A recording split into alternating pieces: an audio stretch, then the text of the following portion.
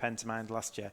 All stacked final, stacked very, semi. very good players, yeah. And luckily for the other board, only 2 of these players will advance to the finals, of course. That's not quite true. There's some tiebreak issues that could matter. You could have 3 and 1, but I'll go through that. Can you really? Okay, all right. More details when we see the players. They've already started. We're going to be joining them halfway through when our feed cuts over to them. So as soon as we we're being told now that we're ready to go directly to the screen, to the gameplay, and off we go.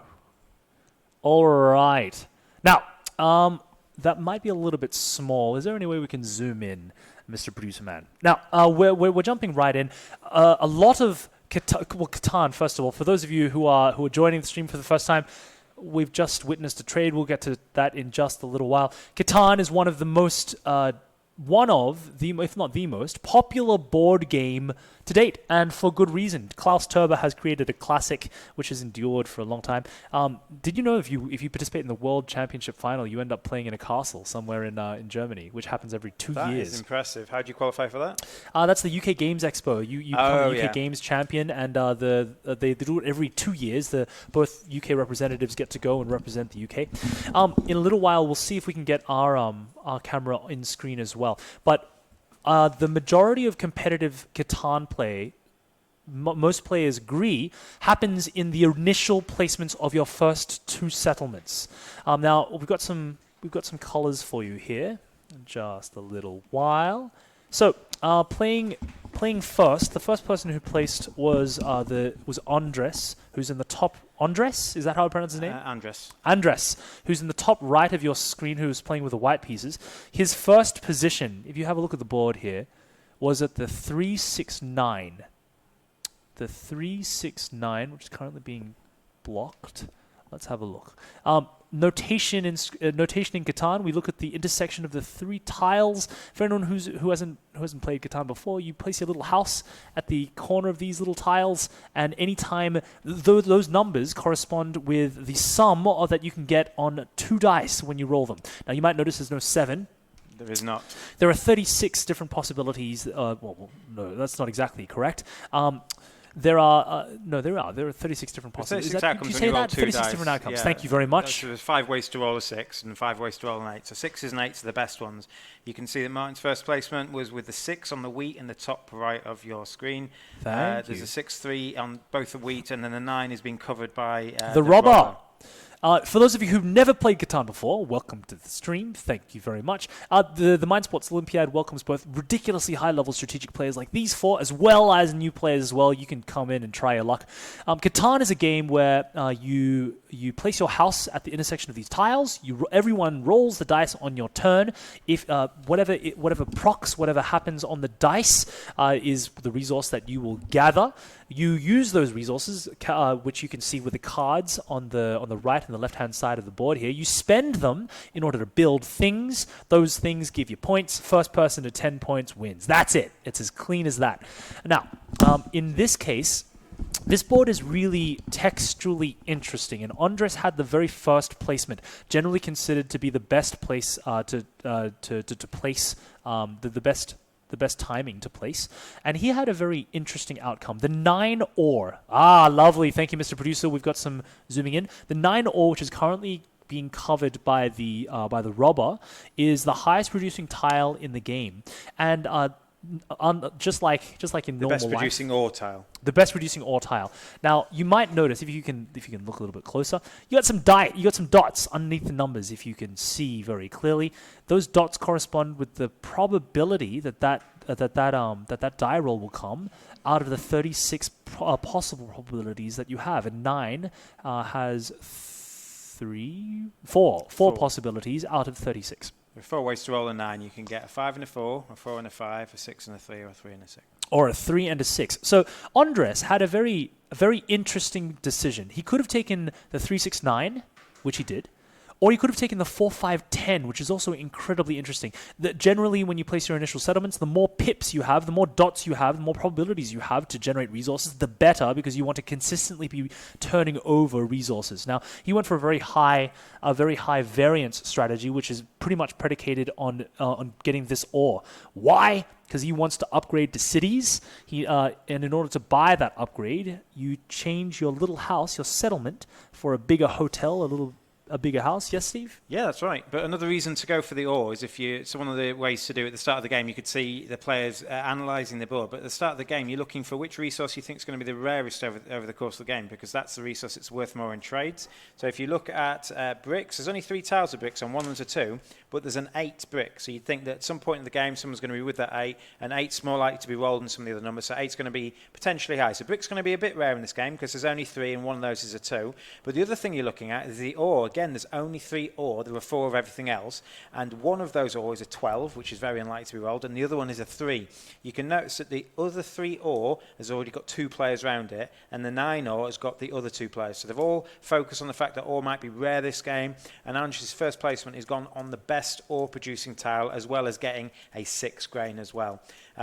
The resource is probably the weakest in the game is usually sheep. It's used for the fewest things, or the fewest useful things. It gets development cards, but other than that, it's only used for building settlements, whereas building cities is very powerful, and building roads is very powerful as well. It allows you access to more parts of the board, and obviously the more cities and the more settlements you get on the board, the better you do. So I think Andrew's first placement near that 9 ore was a pretty good move. The other possibility is the 4-5-10 that my colleague mentioned, but I believe a 6-9-3 is actually one more dot than a 4-5-10.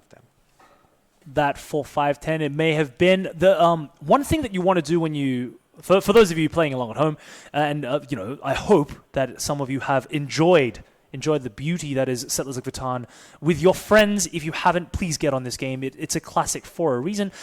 For those of you playing along at home, one thing that you want to do with your first initial 2 placements, you want to get the most dots possible. You want to get the most dots possible, but also, if you can, you want to try to get all 5 resources, if you can. Now, it's very difficult to. Something that Andres did by placing at this ore 369 was he cut himself off from the possibility of getting all 5 resources on the, when it came time for him to place his final settlement. So actually, what I'll do now for our high level Catan players out there, I'm going to give you the order in which our settlements were placed, and we'll see if we agree. So first placement was Andres with 369. I like that. I think the other possibility I would have gone with for my first placement would have been the 4-8-10. Yes. Demis took on his second placements. They would have been my first 2 choices if I got to pick first. I would have picked one of those 2 places. Right, yes. For the other reason that the other resource that's going to be rare this game is probably going to be brick, and you're taking 2 brick spots. So again, if people want brick and you need brick to kind of expand out and build more places, it allows you to trade with people at a better rate. I'm not so sure I agree with Demis's second placement, but I guess Second the board placement, his first placement, okay. Excuse me. So the first placement was Andres with 369, which is clearly the best ore spot on the board, and that's not really arguable. The second placement belonged to blue, and that was Demis with the blue piece, and he took the 4-8-10. I would have conceded the 8, and I would have taken the wheat because as the game is actually shaped up, he's placed himself in a position where he cannot produce wheat naturally. That was not a decision he knew when he placed his first settlement, though. You'd have gone the 3-8-4, would you? I would have gone for the 5-4-10. Okay. So 1 spot over for blue. But the other advantage with taking the blue spot he's taken is he's blocking out anyone else off that 8. That's true, and that actually has a great deal of value. By placing the way that he did, Demis is kind of guaranteed that he will be the person who can make the most roads in the game, which has a great deal of a lot of strategic, strong armory. He can kind of like build roads and cut people off and do trades. He can extort people for clay if he's the only one building clay and people really need it.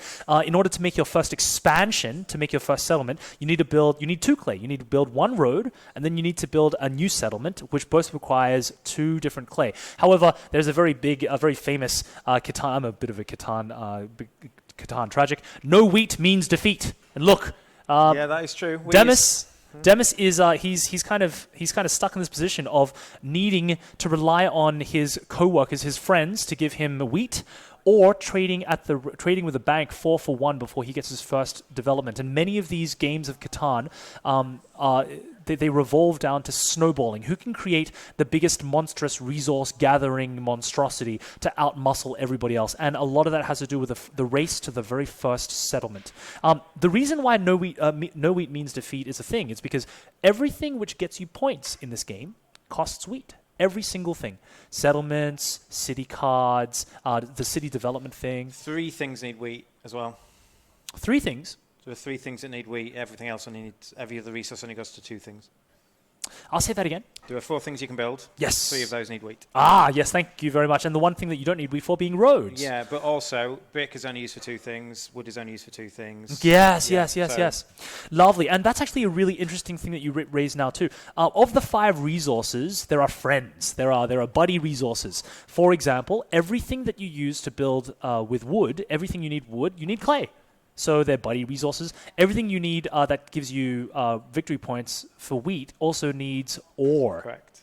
And sheep is the useless sheep is the useless resource. We've just had a very aggressive play. I just want to. We'll come back to giving you the order of the placements. But blue has just raced the red pieces to. So blue is Demis. He's just raced and beaten red in expanding to the 310 spot first, and that's a massive cut off from red. The red pieces are being played by Matt, who's also arbitering this game. That lost resource of a road is actually quite important because red doesn't produce clay naturally. He doesn't make it on his own, so he has to trade for it. It's very expensive, or do 4 for 1. And he's invested that resource willy-nilly into his own port there. Excuse me, into that road. He does now have access to that port on the 8 so Matthew was about to build a settlement. Demis beat him to it, so Matthew's had to build a settlement on the port instead. That is brutal. It also cuts off red from expanding north from the 310 spot. So now Demis is pretty much, with his wonderful road production, he's saying, I'm going to take all of that side of the board. I can probably race to the 10-5-2 or the 10-5, depending on... No, the 10-5-2. Yeah. I'm going to keep going. I'm going to give you the, for those of you who are playing the strategic diehards out there, I'm going to give you... Red was next.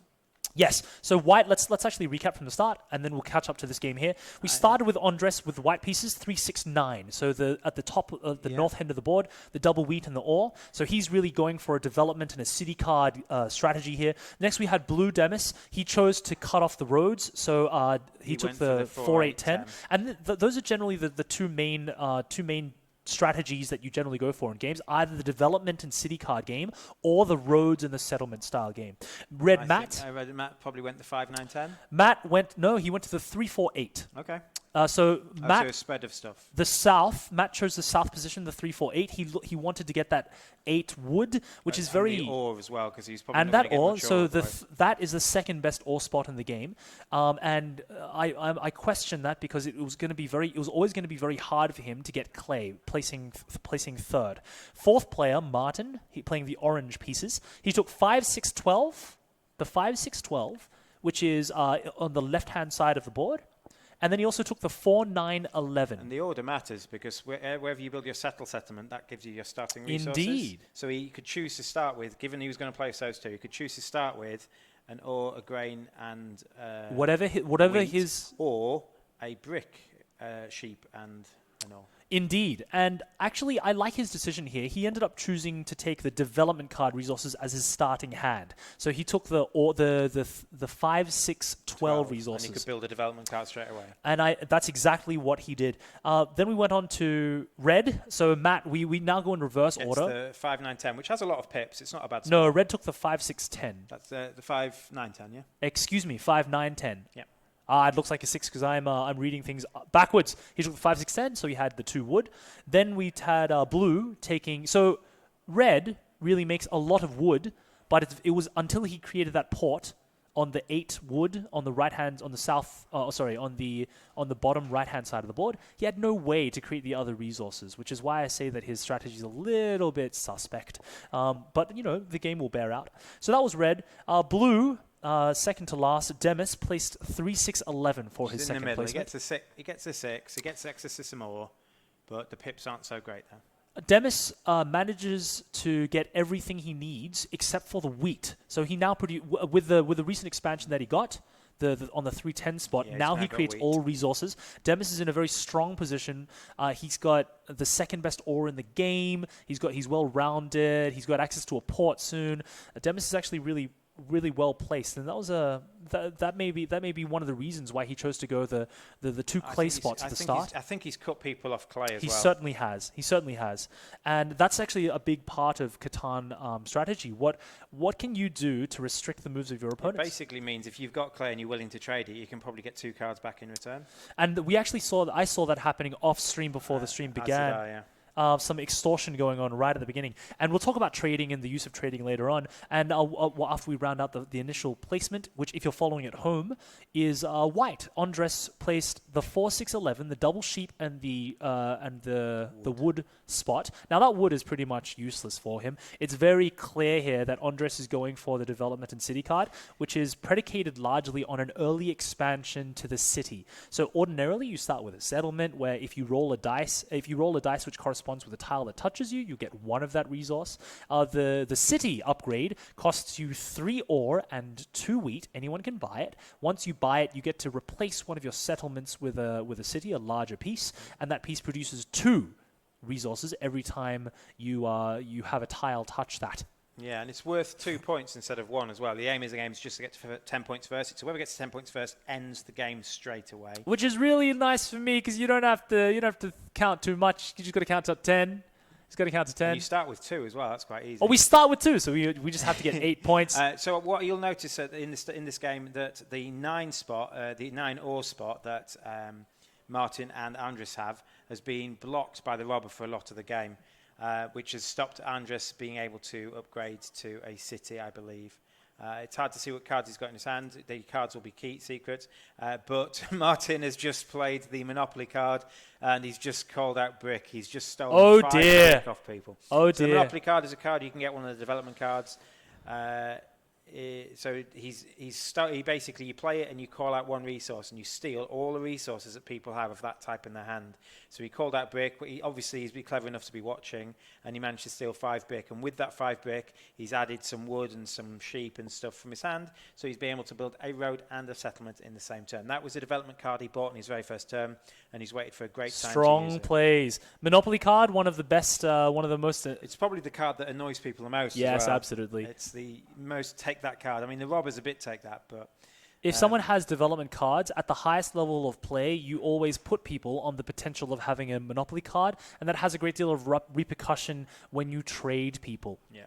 You can trade away all your grain and then play the Monopoly card and take it all back again. You certainly can. If you're a mean and nasty person, you certainly can. You've also got to be aware that development cards can have victory points, and so if you're trying to calculate, well, he's on 8 points, he can't win now. Well, he can if he's got a development card that's face down. Certainly.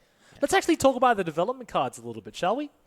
So there are, I believe, 5 different kinds of development card. I may have counted wrong. We'll go through them now. The majority of the deck is made out of knight cards. Knight cards move the robber. You might be wondering, hey, Chris, what is this robber thing? What is a knight? The robber is when you either play a knight or roll a 7. You'll see that the 4 brick spot is currently being blocked by like a grey shape. It's a meeple just a pawn in the shape of a robber, and that robber will move around the board blocking the tile it's on. Also, it will able to steal a card from the person stealing. So basically, if you think someone's got ore, you can say, oh, I'm going to move the robber, I'm going to play my knight card, I'm going to move the robber next to you, and hopefully randomly pick the ore out of your hand that I need for my building. So the knight cards allow you to move the robber. What else do the knight cards do? It just moves. That's it. What happens if I get 3 of them? Indeed. So there are 2 there are 2 ways you can get bonus points in this game. Those are the longest road and the largest army card. So there are 3 different ways you can get points. The largest army simply rewards you for having the biggest army. If you play 3 knights and you're the first player to play 3 knights total, you get a little plaque that says that you get an extra 2 bonus points. You hold those 2 temporary bonus points until or unless somebody builds a larger army than you, plays more knight cards than you. So fighting for the largest army is certainly a big theme at this strategic level. And you can also tell by who's producing what resources, who's going to be fighting you for this largest army card. The other bonus point is the other bonus point plaque is this longest road card. The first player to create a road of 5 lengths or more gets the longest road card. And you'll retain that longest road bonus 2 points until or unless someone builds a road that's longer than yours. Now that's a difficult thing because everyone only has a certain number of roads. You might see a scattering of playing pieces in front of each player. You start off with, correct me if I'm wrong, 15 road pieces. You do, unless your set's missing a few bits. It's 15 each, and so you can see that potentially wasting resources on a road that doesn't do anything is doubly useless. You might lose the chance to use those resources something else. Also, if your road deviates and splits like Red's has, it doesn't count towards the longest road. So if Red tries to go for down the longest road, which is pretty unlikely in this particular game because it doesn't look like Red's going to be able to connect too much. They haven't got any clay. Nah. But if you do split your road, the splits won't count. Just judging from the initial positions, it looks to me like Demis has got longest road locked up for whenever he wants to go for it. It's very difficult, judging by the resources that everyone's generating right now, for anyone to really fight him. I mean, Orange would be the nearest, but... Orange will be okay because Orange can connect their two bits together a bit easier than Demis can. It's only 3 as opposed to 4. Yes, sure. It'll be a fight for the middle roads for across the 5, 6, 11 spot. Now, Oranges has got at least one city. I think he's actually got 2. I think the one at the top on the 3, 6, 9 is a city. It's hard to tell. But the 4, 6, 11 is definitely a city. Because I saw him build it, and I've seen him take 3 wood when an 11 is rolled. So we've already got... So everyone has pretty much got at least 3 points. But it looks to me like Andres... If both of those are cities, that White is clearly in the lead here. I think so, yeah. Because White just needs to build a whole bunch of development cards, and bingo bongo, game is over. Builds one more city, and then the rest development cards, I imagine. I imagine that he'll be able to slip at least one settlement in there, one expansion in there. Development cards are incredibly powerful. So Martin has moved to the robber by rolling a 7, and Martin agrees with my Catan it's very important to keep track of who's winning. Yeah. Because the robber, it takes away, 1/6? It can take away a large chunk of the production of the player. Card as well. And stealing a card. Well, I generally think that that blocking is a lot more important than stealing in the long run. It depends on what point you steal and certainly, what you do steal. Certainly, absolutely. Dev cards, development cards are pretty important. There are 25 of them in total. I rolled a 12, so Martin gets 2-0. Wow. That is very unlikely. Yeah. But you know what happens? It's got a 1 in 36 chance. But that's why we play this. That's why we play this game. We have we've just put on the stream. We'll get names for the players up for you shortly, and hopefully we'll get we're still teething some of our technological issues. We'll get that sorted for this game as well as the finals that we'll see in just a little while. So while Chris is going to follow the action a bit, I'm just going to talk about how the semi-finals to final work. So basically, what's happened is they've all played 4 matches. And going into the final will be the winners of each of the semi-finals. So you're going to get 1 player from each semi-final going to the final. You can see the names on the board there. So when I refer to people, this should make it a bit easier to see what's happening. But the winners of each match go through. So whoever wins this match will definitely get a place in the final. And whoever wins the other match will definitely get a place in the final. Then it will go on number of match wins going up to this point. Now that already guarantees 2 people through to the final. So of our 8 players... 2 of them have already got more than 2 match wins. So Demis, playing blue here, has got 3 match wins. So if he doesn't win this, he's still going to through the final. In fact, if he loses this, he will still get through to the final, regardless of what happens. And Ankush in the other semi-final is on 4 match wins. He will be guaranteed through to the final. In fact, I believe he's already guaranteed bronze medal, the way the tie-breaks work. Unless something weird happens, he's probably already guaranteed at least silver. He's done very well. He's won every match he's played so far. The rest will go down to what happens here. So you'll notice that Martin, Matt, and Andres all have 2 match wins. So if any of them win this, they get through to the final. If they don't, the way it works is it will go down to point difference from first. So basically, if, let's say, for example, Demis wins, to make it slightly easier, Demis wins, he's through to the final anyway, but let's say he wins with 10 points. What the other 3 players will do is work out how far away they are from 10 points when Dennis wins, and they would add that to their previous point difference from other matches. Currently, Andres is on +3 point difference, Martin is on -1, and Matt is on +3. So Matt and Andres are a way better place than Martin is. So Martin probably has to win this or come a very close second for him to make the final. But winning this will get him through. And Andres and Matt just need to finish, if they do not win this, close, because a +3 points difference should hopefully get them through, assuming nothing weird happens in the other match. The other match, Ankush is guaranteed to be through. The other 3 players in the other match are Kelder, Scott, and David. They've all got 2 match wins, and it will be depending if one of them can win, they will go through, and if they don't, it depends on how close they are to the eventual win of that match. As soon as we know the results of one of these 2 matches, we will kind of rejig that and see what's the difference is, and we can give you an idea. But all we know from this point in time is Demis and Ankush are guaranteed to be in the final. Ankush is guaranteed a medal, and Demis is very likely to get one. If Demis wins this, he's also guaranteed a medal. And it probably will be silver. But again, there's a lot of tie-break things that we need to look at now. So we're back in the action now. We're just going to focus on the gameplay. And the way it works is on your turn, you roll 2 dice. That tile or those tiles generate numbers. So, for example, if you rolled an 8, all the tiles with an 8 that are visible and not being blocked by the robber will generate a resource. 1 resource for each settlement touching them and 2 resources for each city. So an 8 would generate Demis 2 brick, and an 8 would generate Matt 2 wood. So depending what you want to kind of a range of numbers so that if whatever numbers are rolled, you're getting something that's pretty good. But you also want to maximize being able to generate power off or generate resources off the best numbers to roll, those 6s and those 8s, because from 2 dice, apart from 7, 6s and 8s are more likely to be rolled. Andres is trying to trade. He's after something, and this is where the other players, if they want to try and do well in this event, will be disincentivized to trade with him. If they think Andres is winning the game, they're only going to really do a trade where it's really beneficial to them. Oh, I love talking about trading. Steve, can I jump in and talk about some trades? Andres is trying to swap 2 wood for something. Oh, no, don't do that. Don't trade with the leader. That's if you assume he's leading. I mean, Demis has 4 points. I will tell our man behind the screen that is Demis with an M, not Dennis. If they can possibly change that, that would be lovely. But Andres has traded 1 wood for 1 sheep, but he's looking to trade another wood. He's still missing something. I imagine if he's trading wood, he's after development cards. He's traded a wood for a sheep, so I imagine he's after some development cards from some people. And he's passed his turn, so you can see now Demis is going to roll. So naturally, when you make trades, well, first of all, at the highest level of strategic gameplay for Catan, trades decide matches. Trades, you can give people resources that they don't normally make, but generally, the 2 people uninvolved in a trade are immediately losers. You're immediately a loser in every single trade. There are winners and losers. If you're not involved in a trade, you're a loser.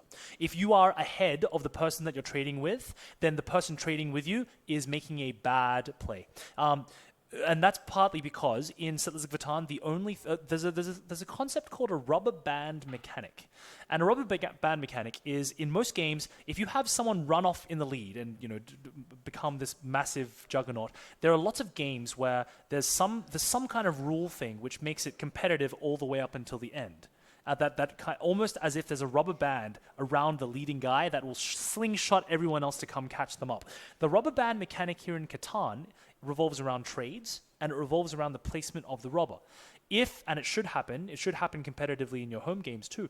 If all 3 players recognize that someone is clearly in the lead, one way for the other 3 players to catch up is to decide to put the robber consistently on that person's stuff, to steal their stuff and not to trade with them. And to block their stuff from generating. Absolutely. Also, if you happen to be in a direct race, let's say hypothetically Andres was recognized as the clear leader, which I'd say that the 2 leaders are Demis. In terms of visible face-up points, Andres and Demis have got the most. Demis, I'd say, has the strongest setup. I would probably say that Demis is a little bit stronger than Andres. He's likely to get the longest road, like you said.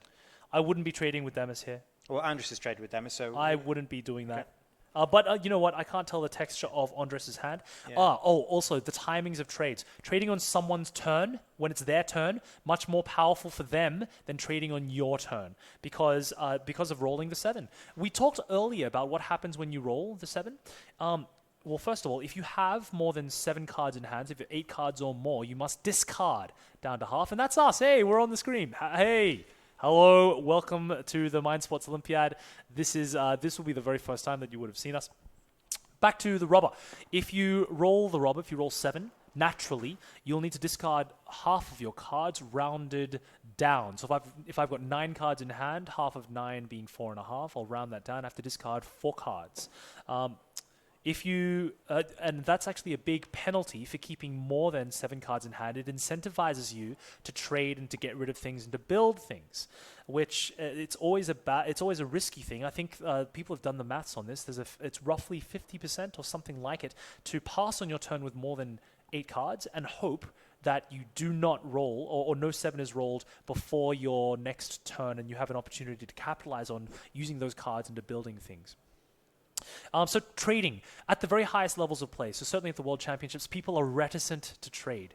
You generally only trade with someone if you clearly see that 2 other people are leading. Martin's on 5 as well. At least. Martin, red player. Martin is orange. Excuse me. I think he's on 6. 1, 2, 3, 4, 5, 6. I count 6. Unless the it one could on be 7. Unless the one on 210. Excuse me. 210-9 is Orange is doing incredibly well. Yeah, I think Orange is winning actually. So Anderson Demis trading is good for Anderson Demis. So one clear. There are 2 real ways to catch whether or not someone is just winning. Built a settlement. So Anderson's on 6. It's a gun shoot. This game is going to finish in the next 5 turns, I think. We're actually closer to the end than I think. Yeah, Demis has 2 victory points, 2 development cards as well. 2 hidden development cards? Yeah. Okay, all right. So the fact that he's not moving the robber to block Martin, like you'd be putting the robber on the 9, wouldn't you? The 9 or. I certainly would be. If I were a color that was not orange or white, I would be trying to block this 9 or. So if I were Demis, if I were blue or red... you'd imagine that Demis doesn't have knights in his hand. Maybe they're both victory point cards. Certainly, or they could be other development cards which are useful in other ways. Like road building. Maybe he built his road all in Year one of go. Plenty, etc., etc. Yeah. There are 2 different ways that you can tell who is winning, and it's a combination of things. The first is the production that you have on the board. So whether you have settlements and cities. So, and you can quite clearly see that the more little settlements and cities that you have, the more things the more tiles your empire touches, the more resources you will generate. It's a pretty clear thing. You can see it visually. The other thing is the hidden development cards that you have in hand. There are 5 victory point cards in the development pile. And to buy a development card, you have to spend a wheat, a sheep, and an ore. Those victory points are the most valuable cards in the game, and you can win out of nowhere. It's one really easy way of surprising your opponents. In fact, there are very few ways of surprising your opponent other than with hidden development cards. Everything else is open information. You can clearly keep track of, in your head, or taking notes, or however you'd like, the resources that people generate. It's open information. So good players, strategically strong players, will always be aware of who's got what resources and when, especially when they're keeping this in mind for trades. So I think Demis has just built 2 roads and a settlement. It looks like it. Turn. So that looks like he might be going through the center. No, he's going through the 510. He's got to go to the edge because he can't go through the center. But for him to get the longest road, he's going to go through the 510. So he's going to go towards this sheep. It's a shame that Martin was able to build this 10-9-2. That would have been a surprise to Demis because he was eyeing that region of the board. Certainly with his road building strategy. I think Martin got lucky when the 12 was rolled. I think so as well. He got all that ore and he allowed him to upgrade again, I imagine. These city upgrades are brutal. It's not about, for those of you at home playing along, Settlers of Catan isn't what you make. It's not generating the most resources that you possibly can. It's about generating lots of resources in relation to your opponents, which is why making early sacrifices to upgrade before everybody else, having more time with the city matters. Any time that you have someone with greater production, so you can simply count that in terms of points. If I've got 7 points of production, 7 points of cities and settlements, then it just beats someone who's got 5 points and an additional 2 points to 2 temporary points from road building or cities. Isn't probably in last place in this match. He's just bought 2 development cards just to not have a stack of resources in his hand. But given he's only got 3 points on the board, I don't think he's going to do it. Yes, Matt, unfortunately, my friend, you're not playing to win. I think he got blocked down the bottom right. He certainly did, by Demis, yes. Yeah. So we can quite clearly see, and it's quite pleasing to see, that the strategies have really been concentrated from the early initial placements. We had Andres who really went hard for his ore, wheat, and sheep strategy.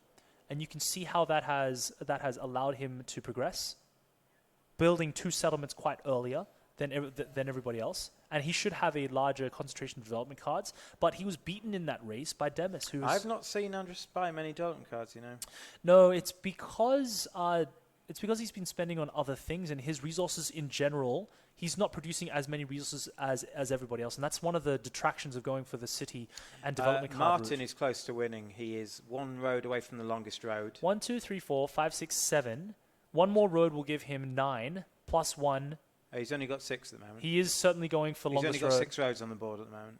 1, 2, 3, 4. Right, but if he connects his road in the He will in have the center, that will be 8. If Demis is somehow able to block that by creating 3 roads, He can't get through now. why? Oh, he can from the top. No, as in to simply block him. Yeah. He can play from the top from his can, yeah. 5, He 4, 5, 8, 4, last 10, 8. turn he built 2 roads and a settlement, so I'm not sure he's going to have the resources. No, he certainly won't be. No, the texture of his hand doesn't allow that. Yes, trading. It's trading is one of the reasons why you win and lose Catan, and one of the reasons why a lot of people think that Catan is one of the most beautiful games in board gaming, because your social dynamics of the table matter. And there are so few games, particularly at a tournament level, where your diplomacy, your ability to engage with your fellow players matters. Here in Settlers of Catan, it does. If there is a player who just naturally, at the start of the game, all else being equal, people don't want to trade with them, significantly at a disadvantage right away. Conversely, if you have the ability where people will actively want to negotiate with you, they'll take your advice on where to place the robber, they'll do deals with you, you can coordinate your attacks together, instantly you have an advantage. That was one of the reasons I came I tied third in last year's competition. That was one of the reasons why I was able to succeed, not because I could outcalculate people. I failed in that regard quite miserably, but people just gave me things because I annoyed them greatly. Take note. Annoy people around you. Indeed.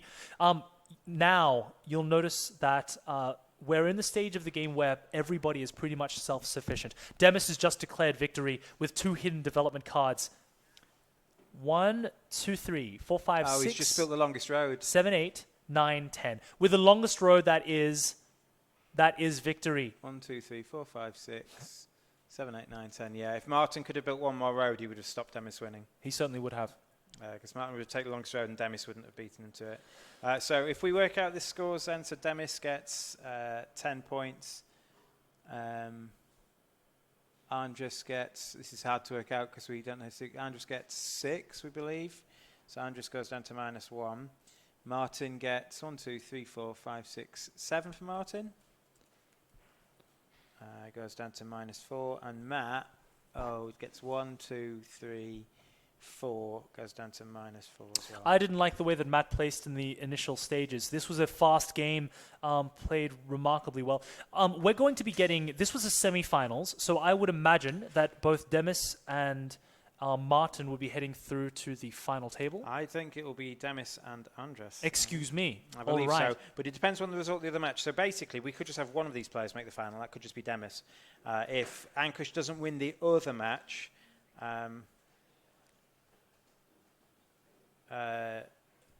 if Ankush doesn't win the other match, then Ankush will go through as the other player from that match, and then it'll be down to tiebreak. So let's, for example, say Kelder wins the other match, then it will be down to tiebreaks as to whether Scott or Andres or David or Andres will go through. So we're going to have a look at that.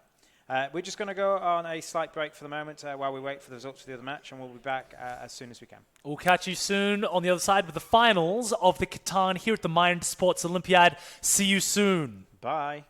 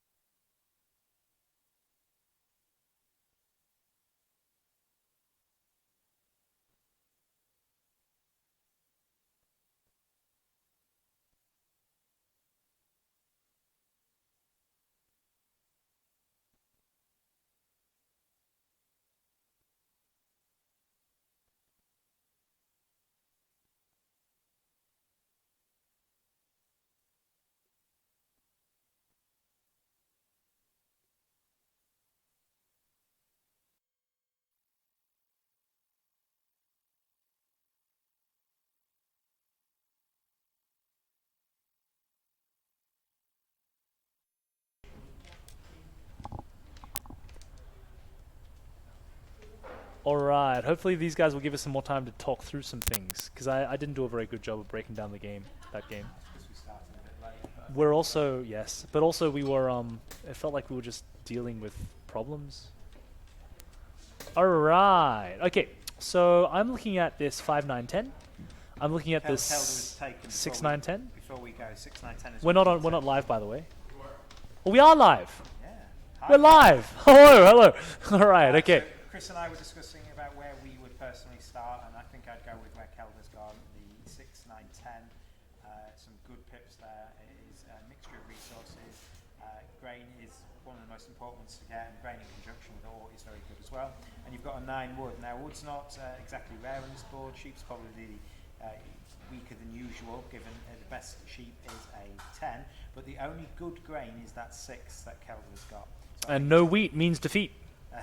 It's a good motto. Wheat is probably the most single important most resource you've got. I would probably say ore. Actually, ore is the most important resource, followed by wheat. Ore because you need you need more of it. I think that cities are worth more than twice a settlement, and you simply need more ore to have a long-term game plan, and you can simply win if you just got ore and wheat, which Kelder's placed herself well. So Kelder we'll get our names up very shortly for you at home. Kelder's playing the white pieces in the top right-hand corner. Next, I believe, and I could be wrong about this, we have our orange player in the bottom right who's placing next. Yeah, Scott Aegis. We're just going clockwise around the table now. So Kelder's Scott.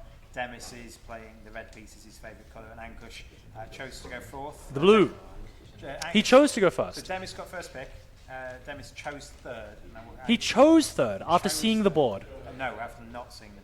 That is very interesting, to choose to go third. I would think that placing third in general on most random boards is one of the worst positions. However, Demis being the first seed, he chose to go third after analyzing this board. So after he did not see the board. He didn't get to see the board. I would love to have a chat with him about why he chose that, because it just feels like a misplay. Ankush had second choice and he chose fourth. I think that choosing first or choosing fourth are the two strongest, and the worst places to choose are second and third. Third being generally much worse than second, because you have less choice. Generally, you want to be able to choose the best producing spots on the board for yourself. Can I ask you a question then? What percentage? No. What percentage of the game do you think is won or lost in the open? In the settlement, at the highest levels of play, or around the kitchen table? About here. About here, I would say that a good 60 to 70% of gameplay happens here now. The other percent is open to trades. At the very highest level of competitive gameplay, I would expect to see, and you do see at the World Championships and other European Championships, American Championships, very little trading, because people understand how powerful it is to give someone a resource that they don't actually have access to naturally, and very little extortion. That's something that I've noticed here in the Mind Sports Olympiad metagame. Very few people are willing to extort their fellow players, and 2-for-1 trades or more than that are very infrequently proposed. I think that people are far too willing to trade in this metagame because of it, and you can take advantage of that by being a nice guy and by asking lots of questions and by not getting on everyone's nerves. If you were playing in the game, would you step in and tell people, no, don't do that? It's about of course, Settlers of Catan is it's a Euro game, a Euro-style game because, well, it's created in Europe. Actually, we'll talk a little bit more later on what characterizes a Euro game, but Settlers of Catan is one of the very few tournament games where it's permissible to chat. In fact, it is whether or not people are willing to trade with you, whether or not people are willing to coordinate the robber with you, is one of the main reasons why people win or lose. Especially in this context where people are willing to trade. In general, I would say at competitive strategic level, if you're trading and you're not clearly winning in the trade, you're not clearly getting something that you absolutely need and you can use it right now, unless it's clear that you're winning, you should never trade. And I think that's across the board. You should never make speculative trades. I should never trade. You generally don't want to trade when it's not on your turn, but trading is more powerful than people realize. Just like in the American-China trade war that's currently going on, learning some history, learning some commerce. So where would you place if you were Scott? Good question. About the 10-5-9. Yes, so let's have a look. We are the orange pieces. The ore is currently taken. The decision point that he has is, does he take the 5-10-8 and have good ore, and can he pair that up with wheat and sheep later on?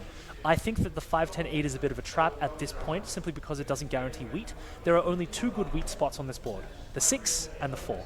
if I wanted to get this 4, I would have to take the best place would either be taking this 9 clay or the 6 wood. Both of those aren't too attractive to me. It's going to be difficult to round out on this board because I would expect if I'm placing orange that whatever I choose, it'll be difficult to round out. Rounding out meaning getting access to all 5 scores, all 5 resources. Whoever wins gets most. I would be very tempted to go this 5, 9, 10 because I don't want to be blocked. Also, the 5, 9, 10 lends itself to building roads, and I would build my road probably angling towards the desert so that I could try to expand towards the 8, 10, the ore sheep. There's a strategy already there. I don't know what these ports are, but the ports are also very relevant. Another consideration would be this 3, 4, 5. You're giving up a lot of pips, but you do round out and you get sheep. You get access to the second best sheep in the game. You have wheat. That 4 wheat is a gold spot. I think that person placing 3rd, I think Demis is actually wise now because wherever he places, he's going to have some good options here. So you can see Demis on the left and Ankush on the right. Between them, they've won 7 Pentamine championships. Okay, so we have some placements. 7 Pentamine championships. We have Demis has 5 all-time leading in Pentamine, and Ankush has 2, including last year as well. Radio. So, gentleman placing orange. What was his name again? Scott Aegis. Scott Aegis, as in I have an Aegis to do something? It's A-G-I-U-S. I think A-G-I-U-S. on the screen. Agios, Waterman. Either way, it looks like he's placed in the 5, 9, 10 spot. Like you were suggesting. Which we will see shortly. I think that's the least blockable thing that you can do. In early, particularly with roads, but also with settlements, one thing that you should pay very close attention to is, with the people placing after you, are they likely to block the things that you need? If we have a rule in Catan, which a lot of the game revolves around, which is settlements can't be near each other. They're very jealous. They have to be at least one spot away. It's amazing how much that rule impacts on the gameplay. Hugely, massively. And that's one of the reasons why it's very important to place your roads in such a way that it guarantees or it increases the chances that your road will be useful. For example, this is unlikely to happen, but should Demis and Ankush choose to place at the 8, 10 and the 9, 11 around Orange's recent settlement, Orange's road is now useless. He can't build through there. He can't expand. It's very unlikely to happen, but these are the considerations that you have to have at the highest levels. Where are other people likely to build, and how likely is it for your road to remain useful? Which is why people generally advise you build your first road towards the coast or towards the desert. All right. They've gone. Demis has gone in the spot you mentioned, and you said it was a risky spot because you don't give yourself access to grain. A very risky spot. Now, by placing here, the ore is completely useless without grain. So by placing here, Demis has said there are 2 grain spots remaining. He's saying that Ankush is unlikely to grab both of these wheat spots, and that Demis is happy to take either of these wheat and sheep spots. The spots you're talking about are the 5, 6, 11. 5, 6, 11? Near the ore and 2 grain. Yes, yeah. And the one, the 3, 4, 6. Well, I just mean around, by wheat spots, I just mean either a placement around the 6 wheat or a placement around the 4 wheat. There's only really one placement on 6 wheat you want. I 5, 6, 11. Yes. There is some consideration for taking the 6, 12, 3, but no, I think it's clearly the 5, 6, 11 here. Yeah. So if that gets taken, you go around the 4 wheat instead. Yeah, and it's very well. There is actually a chance. Actually, no matter how Ankush places, Demis is going to have access to wheat at least. It's about what other resources he can pair. So ideally, really wood, yeah. Demis is banking. The best place for Demis to go next would be the 3, 4, 6. That allows him to round out. He gets wheat. He gets okay sheep. He can build roads really well. He's probably got the best roads in the game. And if he gets that 6 wood. Yes, Calder is the only other person who has the potential of building better roads than Demis at this point. But Ankush, let's actually take a bit of a sojourn into Ankush's brain here. Ankush playing in the top left-hand corner. That's actually a wrong name. The person playing blue, and our producer will get that sorted in a little while. These are the names in the semi-final. I think he's just said it. Yes, he certainly has, and we'll get that sorted for you shortly. So top right-hand corner, we've got Calder. We'll get that sorted for you. The person playing the blue pieces is Ankush Candlewell, last year's Pentamined World Champion. Do you want to get that sorted, or do you want to? We'll just leave that. I'll pop over. Alrighty, okay. I'll try to hold down the fort. Thank you for doing that, Steve. So in the top left-hand corner, we've got Ankush placing 4th. Okay, so he's going for a city and development card strategy, Ankush, and he's I think very wisely come to the conclusion that fighting for roads on this board texture is going to be pretty tough. If he did fight for roads, he would have had to take the 4-6-2 spot. Oh, here's a trick. For those of you playing along at home, something that you can do with your second placement, because you get the resources of wherever you place second, and here it looks like Ankush has taken wood, sheep, and wheat, because he wants that low-producing sheep. He wants that sheep in hand. A trick that you can have if you're playing along at home is you get the resources of your second settlement. So at present, the 2-9-4 spot gives you the resources you need for a road. If I place there, I could immediately race someone by building an extra road where they didn't expect it from their opening placements, and that's always something to be aware of for players at home. Do you think that Ankush has stopped Demis's best placements for wheat now? If you want wheat, where would you go? It's certainly a thorn in Demis's side. Demis would have loved to place his second placement at the 3-4-6 spot. Or, now, or the 6-4-2 even. The thing is that the 8 clay that Demis has, we're talking about the red player now, the 8 clay is completely useless unless he can pair it with wood. And the only good wood producing spots that he has left available are the port side 5-2 in the northeast corner, which is I think that's a wood port, which is quite strong. It's a clay port, excuse me, or the 9-12. And in general, here's another good. You're looking to count pips. You're looking to count underneath the numbers. You have probability dots, which show you how frequently those numbers are rolled on 2 dice, and there are 36 possibilities in total. The 7 is rolled 6 out of 36 times and is the most common. The next most common is 5 pips. In general, you want to get between 15 and 20 pips. 15 and 20 possibilities. If you score between 12 to 15, there are tiers. At the highest levels of gameplay, in order to remain competitive, you need resources. You just need resources. That can be mitigated somewhat by trading, but in general, particularly in these competitive games, you want to be as self-sufficient as possible. Would you chance going on the 2-4-9 spot? Oh, I might have to, but on your first turn, if you build your road between a 9 and a 2, you will also get a wood and a brick, and you could build your other road between the 5 and the 2. Yes, but the issue is getting the wood after that to build your settlement, right? Then you're relying on your 2 wood, yes? But if you can get it through trading or trading with the bank. And that's one of the reasons why trading is so powerful. If these players are thinking players, and I hope these players are, that no one will give you that wood. But if this is a clay port, you've also got an 8 clay and a 9 clay. And I hope, again, that players would be aware enough of the danger of allowing you that port that you just wouldn't get the resource for that first trade. However, if you notice that your players are too willing to trade, if you've seen them play before, and they are willing to trade, that's one way to take advantage of them. Ankush won't trade with them, but maybe one of the other 2 will. Ankush certainly won't. I've spoken with him a great deal about this strategy. Demis certainly won't either. Kelda won't. I think Scott. I don't know. I've never played with Scott either. Doing that. Yeah. So now all players at this level should be very aware that Demis has a road in hand. That means that in the early game, if a 7 is rolled, Demis is more likely to be stolen from than any other player, because in the early game, roads have the greatest value. All the resources that allow you to expand first have the greatest value. So if you have 3 ore and 2 wheat, if you can mass that first and you have a lot of that in hand, that has a great deal of value. Being able to build a road and then a settlement has an incredible amount of value. And many of these games, because they're snowballed, once you build your first settlement, if you can retain that advantage and produce more resources than your opponents for longer, you just win. And which is what we saw Demis do last game, actually. He simply outproduced his opponents. He also snuck the longest road. Martin was 1 short of taking it. And then at the highest levels, you simply have to be aware of what the dangers are. Who's willing to score points? Who's close to it? What resources are they getting? And these are the things that you'll simply keep in mind.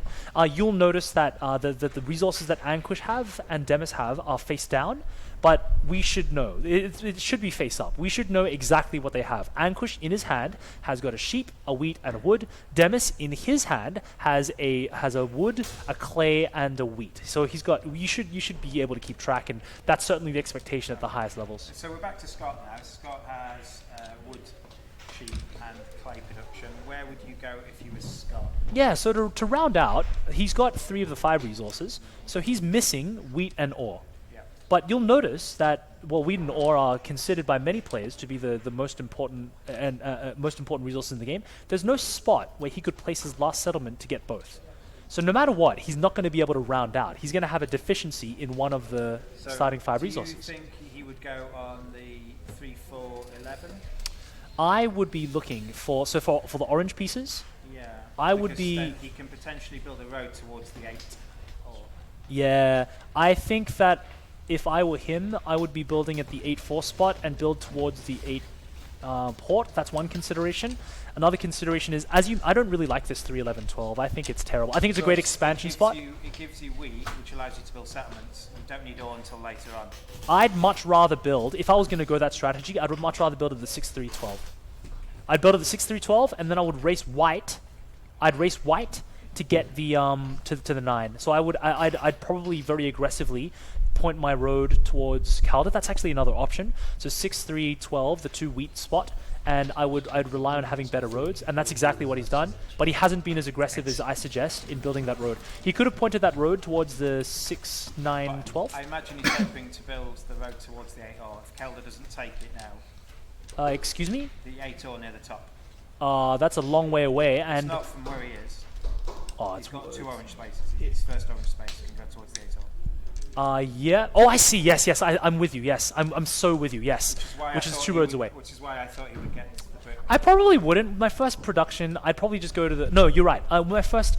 Orange is looking to expand first production probably towards the 8-10. There's some consideration towards going towards a 3-4-11 to increase clay. It does depend. Let's have... Helda has... She's the white pieces. Brick and sheep, so she could take the 3-4-11. And it's very attractive to her. If I did take that 3-4-11, I'd be quite incentivized to race toward, to point my road up to the 8-4 as well. And clay is going to be the thing that she's going to be very hungry for. She could also... another option would be to simply get the 8-4. She could take the 8-4 now and simply really gun for the city development thing. Now, one thing to prevent that idea is that blue and orange are also on that 1 wheat spot, and it's hard for her to say that she's got the best ore production. And Calder has taken that 3-4-11. She's rounded out. She's certainly going to be needing clay. She's taken the... She's building towards that port to begin with. I think that's a sheep port, which is very sensible. A lovely spot.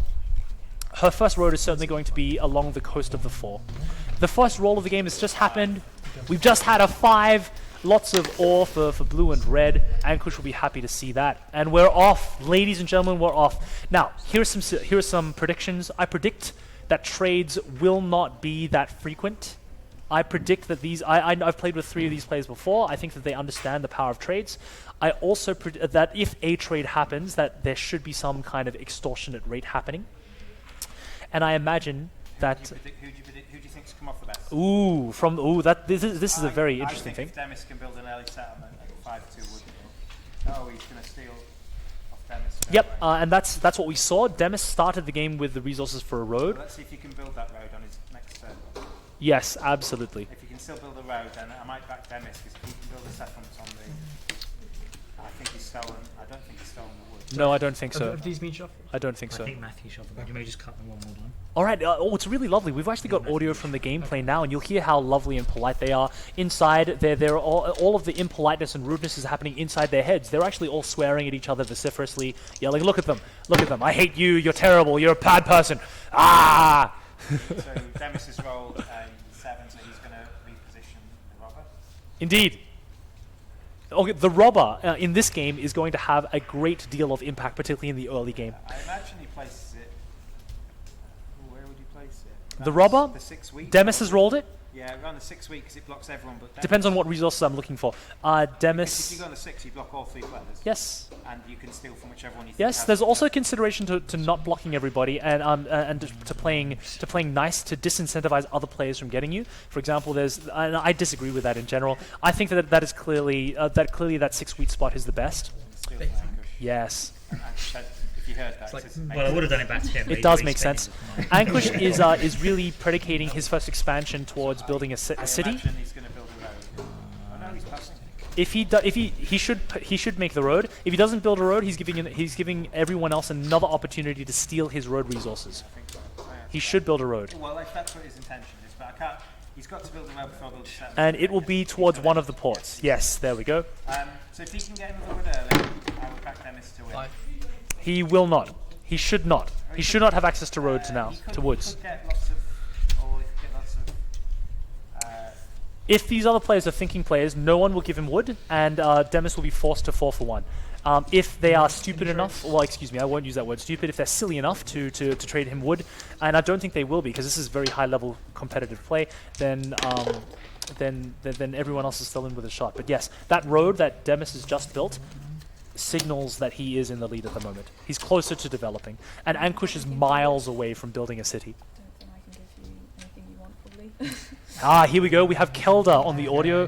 Can you hear how genteel she is? Don't let that lull you into a false sense of security.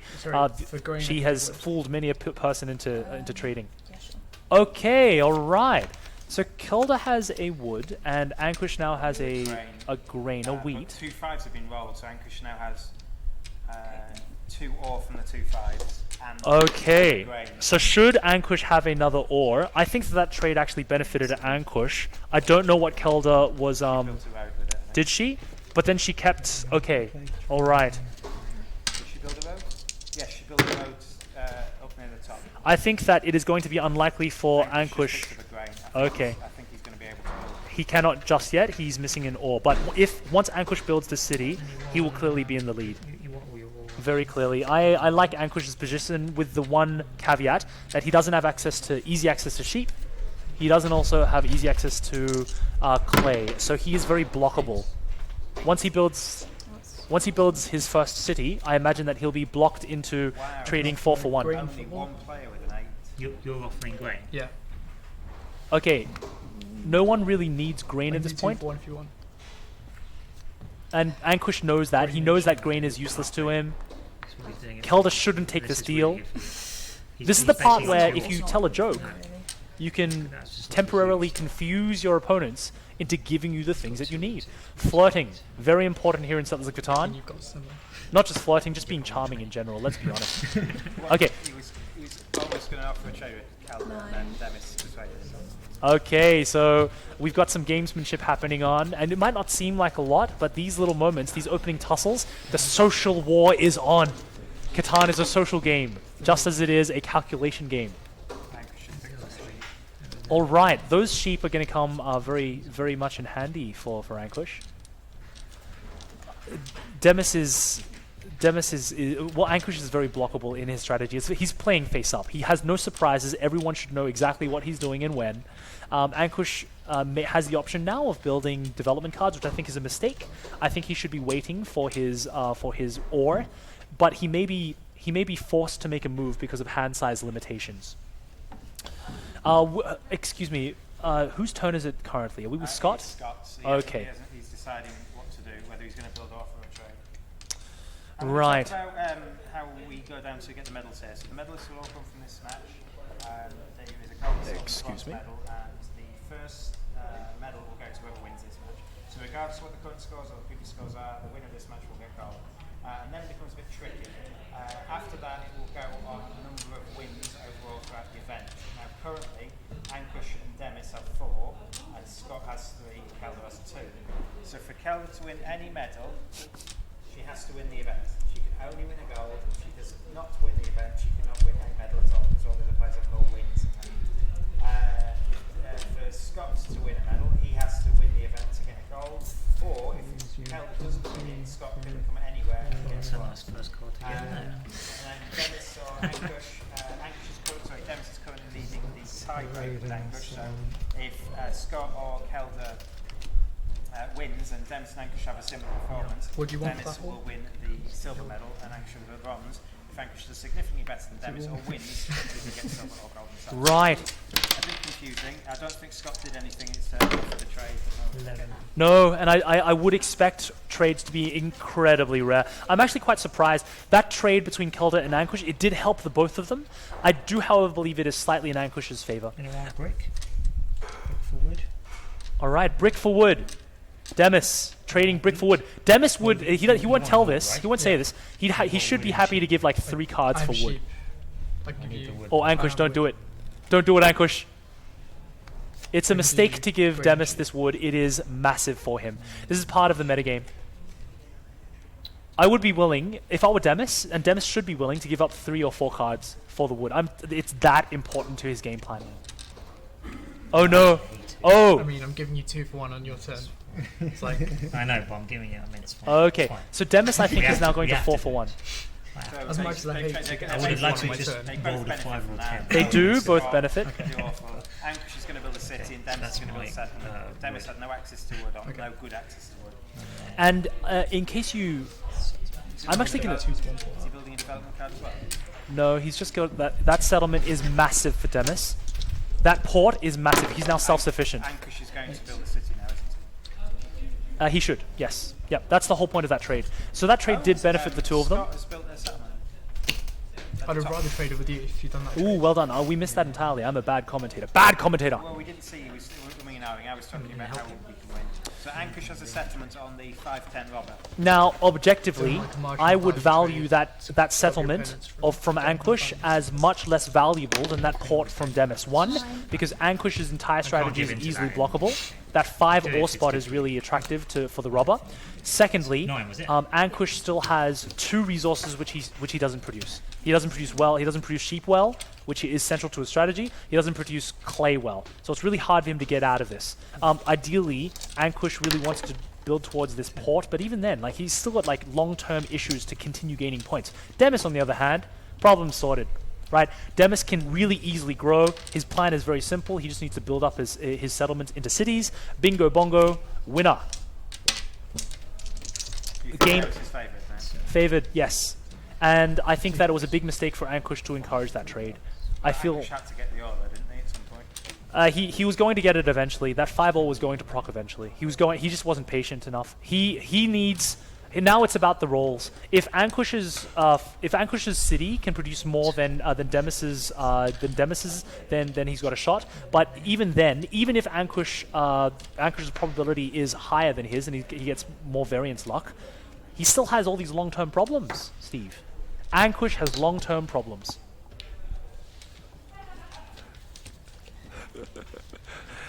If you're watching live on stream, we are on 3 platforms, or 2 platforms at the moment, but we're probably going to be on Twitch later in the week. We're currently on YouTube, live on YouTube, and live on Facebook as well, so if you're on either of those mediums, welcome. If you've got any questions for us, Chris has got his laptop open. We do. That's the reason we've got it out. We're happy to take your questions and comments. Come on, Kelda, Has Amini. We'll be happy to pass on your things. From Lumen, I haven't seen Lumen. Lumen Sperling is the US agriculture champion from last year and a good friend of both Ankush and mine now. He believes that Ankush will win, Demis comes second, Kelda come third. I wonder what his prediction is now, because my prediction at the moment is Demis for first, Ankush for second, and Kelda for third. Have to quick prediction. I would say Scott's actually got a third settlement, so wouldn't Scott have the advantage over Kelda? Yes, excuse me. I just like Kelda's gameplay. If you have any questions, happy to take them. As my good friend Steve has mentioned, who are the 4 players right now? That is from. I saw that question briefly. Didn't catch a name. Alexander Zachary. The 4 players are on screen. You should have their names up for us right there. So if you want to know more information about Scott, 4 players, we've got Scott Aegis. He's won several medals in various events, Gender Euro Games so far. We've got Kelda Smith, promising junior. She came third in this event last year. As a She's junior. extraordinary. Her brain is incredible. What an incredible brain. Ankush Kandalwal, who won the Pentamine last year, that is the best player over a mixture of their 5 best scores over several events. And he's won it twice overall, but Demis Hassabis is the overall leading Pentamine winner. Didn't attend last year, but has won this event before in 2014, and in 2013 did come second. For the top bars of this is the finals. Thank you very much. We just had a note from our producer. We're still getting everything still organized for you. Okay, so it is now. We are with Scott's turn. He just rolled. I don't know exactly what he rolled. It looked like Clay produced, so that looks like a 9. Probably, yeah. A 9. Rightio. Right. The rubber has been moved, and it's been moved to block Scott. So I imagine that. I think must have been a 7 roll. Oh, it's been moved again. I think Scott's played a knight on his turn. You'll notice that Scott's played 2 development cards so far. Okay. So a knight. Now, there are 2 extra ways to win extra victory points, 3 extra ways to win victory points in this game, other than just building settlements and cities. A settlement worth 1, a city worth 2, and it's first 10 points. One of those ways is to buy development cards, and in a mixture of development cards and big stack of them, there's 5 of them, just give you an extra point. Usually you see those face down, and if they've been face down for more than a couple of orbits, they're probably victory point cards, although not necessarily guaranteed. The other 2 ways for you to win points are to get the largest army and the longest road. To get the largest army, you need to play 3 soldiers. Oh my god, another trade between Ankush and Dennis. Ankush got a brick and Dennis got an ore. Ankush really needs that Clay. He needs to get his roads out before he gets How many blocked cards in. do you Ankush has a lot of wheat right now. He's wheat king. The thing is, it's really hard for him to convert it as opposed to 4 for 1. But it's just a tough place. Blue is in a tough spot, and Demis is kind of extorting him. There's really no way for Ankush to build out of this and to produce clay naturally. You won't get clay naturally. city You too, can potentially get to the What, the 9-11. sheep port? The 9-11 is a spot you can get to, but that might be just a bit too far out of his way. And here we have our thinkers. Look at those furrowed brows. They're so worried. The only reason you come and play high-level strategic games is to put yourself in mental torture. Look at this. Look at them. Look at them all thinking. Okay, that looks like a development buy by Demis. Very surprising. Did you put a brick? Were I Demis, I would be 2 bricks, sorry. strongly incentivized to try to... He had 2 for 1 there. Because he's got the brick fort, he was able to trade 2 bricks for 1, the one he didn't have. There are 2 ways you can play from in front. I agree with Demis. I think that Demis is currently leading. Well, actually, he didn't say that, but I think that Demis is currently leading. There are 2 ways to play in front from this kind of position. The first is to save up and buy your first city. So and that the first city upgrade would certainly be on his 8-10. What was under the rubber right now? Do it to yourself. The 2 ore spot, the 8-10-5. Red would be upgrading that first. The second way is exactly what Demis has just done. Start buying development cards now. Get control of the rubber. Continually place the rubber on your enemies, and On your enemy that's actually second place. yes, and in the meantime, use that extra space and time to build up a city. Demis has the clearest game plan at the moment, and it's easiest to play from Demis' position. I would be very, very surprised if Ankush is able to overcome this incredibly difficult position.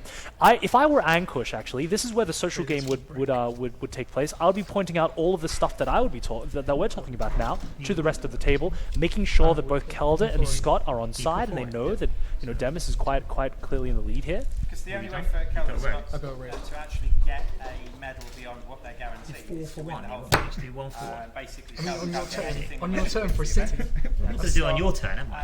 apart from a weird That's the quick 2 for trade. 1. Kelvin Like That that one, was, so you lost 3 anything. meter out of For him that to card. And you- That was no beyond the good. bronze and medal you is currently lost. sat at, You he didn't get a needs to city. bet as well. A city's They're so big. incentivized to try and win for themselves, which means stopping the person that's currently winning. It's not about eking up. It's not about making sure you guarantee Not third or giving you a something. city. The rubber band mechanic. You've got to try and probably win a the whole losing thing. trade. You can't just try should've and just make sure forced you're it second out. instead of third, because that's not going to do anything. 1, 2 bricks. I'm actually going to pause you there. I'm loving the opportunity here to tune in and listen to their live chat. It's not the same value as a city. And here we go. Here's a social game now. Ankush knows, and Demis is trying to dissuade other people from trading with Ankush. If I were Ankush, he has the opportunity here to really rally everyone. And then I've got a city. Here we go, Kelda, the silent assassin. This is how Kelda wins. No one pays attention to him. And I'll put in 2 sheep. To her? forward and get a road. All right. Can we could we switch back to the over top This is view? what happens every time. It's like, wait, yeah, but like, 11. we're not actually in the lead. Thank you. Especially if you throw 11s. She's done quite a lot. You've done a lot Cry of of leaders 11s. everywhere. I'm not actually in the We're lead. getting stuffed on 11s. That was a good I turn know. for Kelda, playing the white pieces. She's upgraded her 6, 9, 10 spot, the very first city on an ore spot. Now it's really important to upgrade. Not Important cards, yeah. the longest road as well. She's got 4 row pieces around the edge of the board on the top left. I thought you He's just still said. got a 10 free. Yes, Oh. indeed. Saying that, What was that? the 5. Still some game. Still some game in I'm play. saying that, I jinxed it by saying he's got to do his own dirty work. You might notice that both Steve and I are listening quite intently for the texture of the conversation happening on the table. It may not matter. All of the chatter that you have at the Settlers Catan table matters in terms of What, wheat for trading? incentivizing people towards trading with you in the future. It's all about those trades. Ju- It's no longer quite clear that Demis has the lead. Kelda's recent play was very You strong. want- He's got a city, You a want second sheep. settlement, and close to the longest road. Let's listen to this negotiation, Steve. And I've got all bricks. 4. That's 2. I feel like it's quite dangerous for me.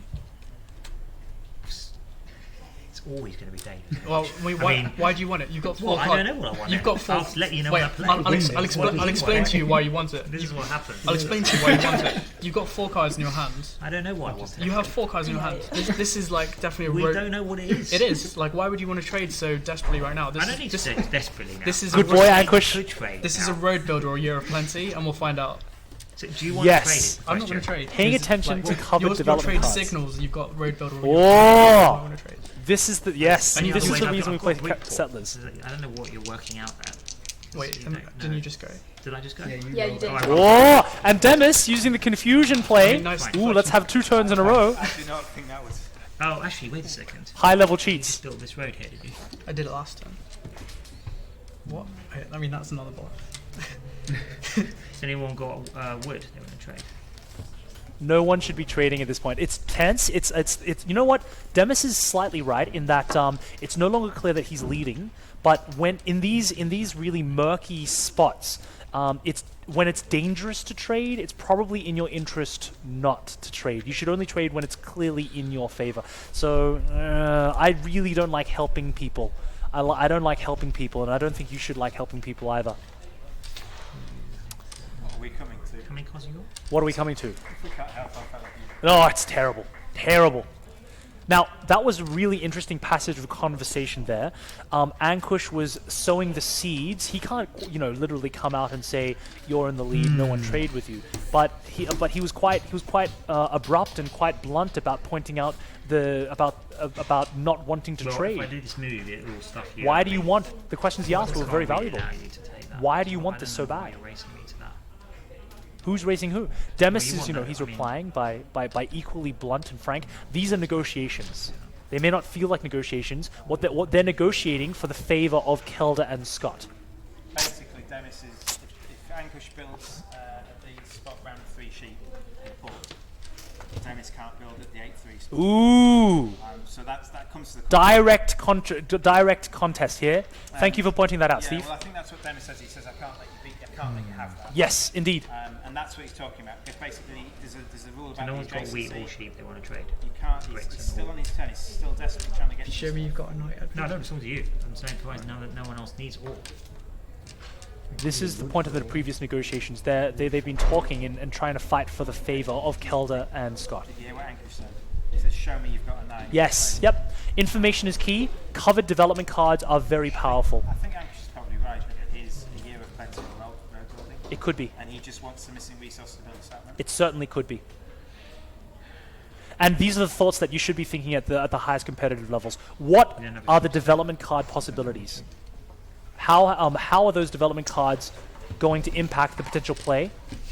And these are also the considerations that go towards disincentivizing you to trading. Don't trade. He said go. Victory for Ankush in this conversational battle. And potentially in this next settlement battle. We'll see shortly.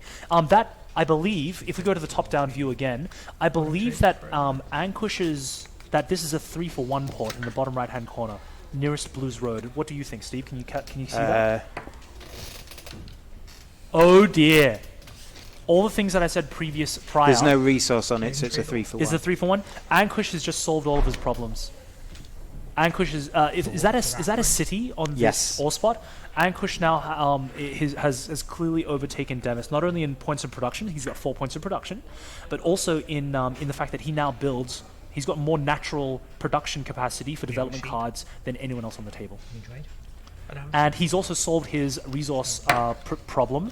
He can now produce whatever he needs by that ore spot, by that port spot. Do you guys have ores to trade?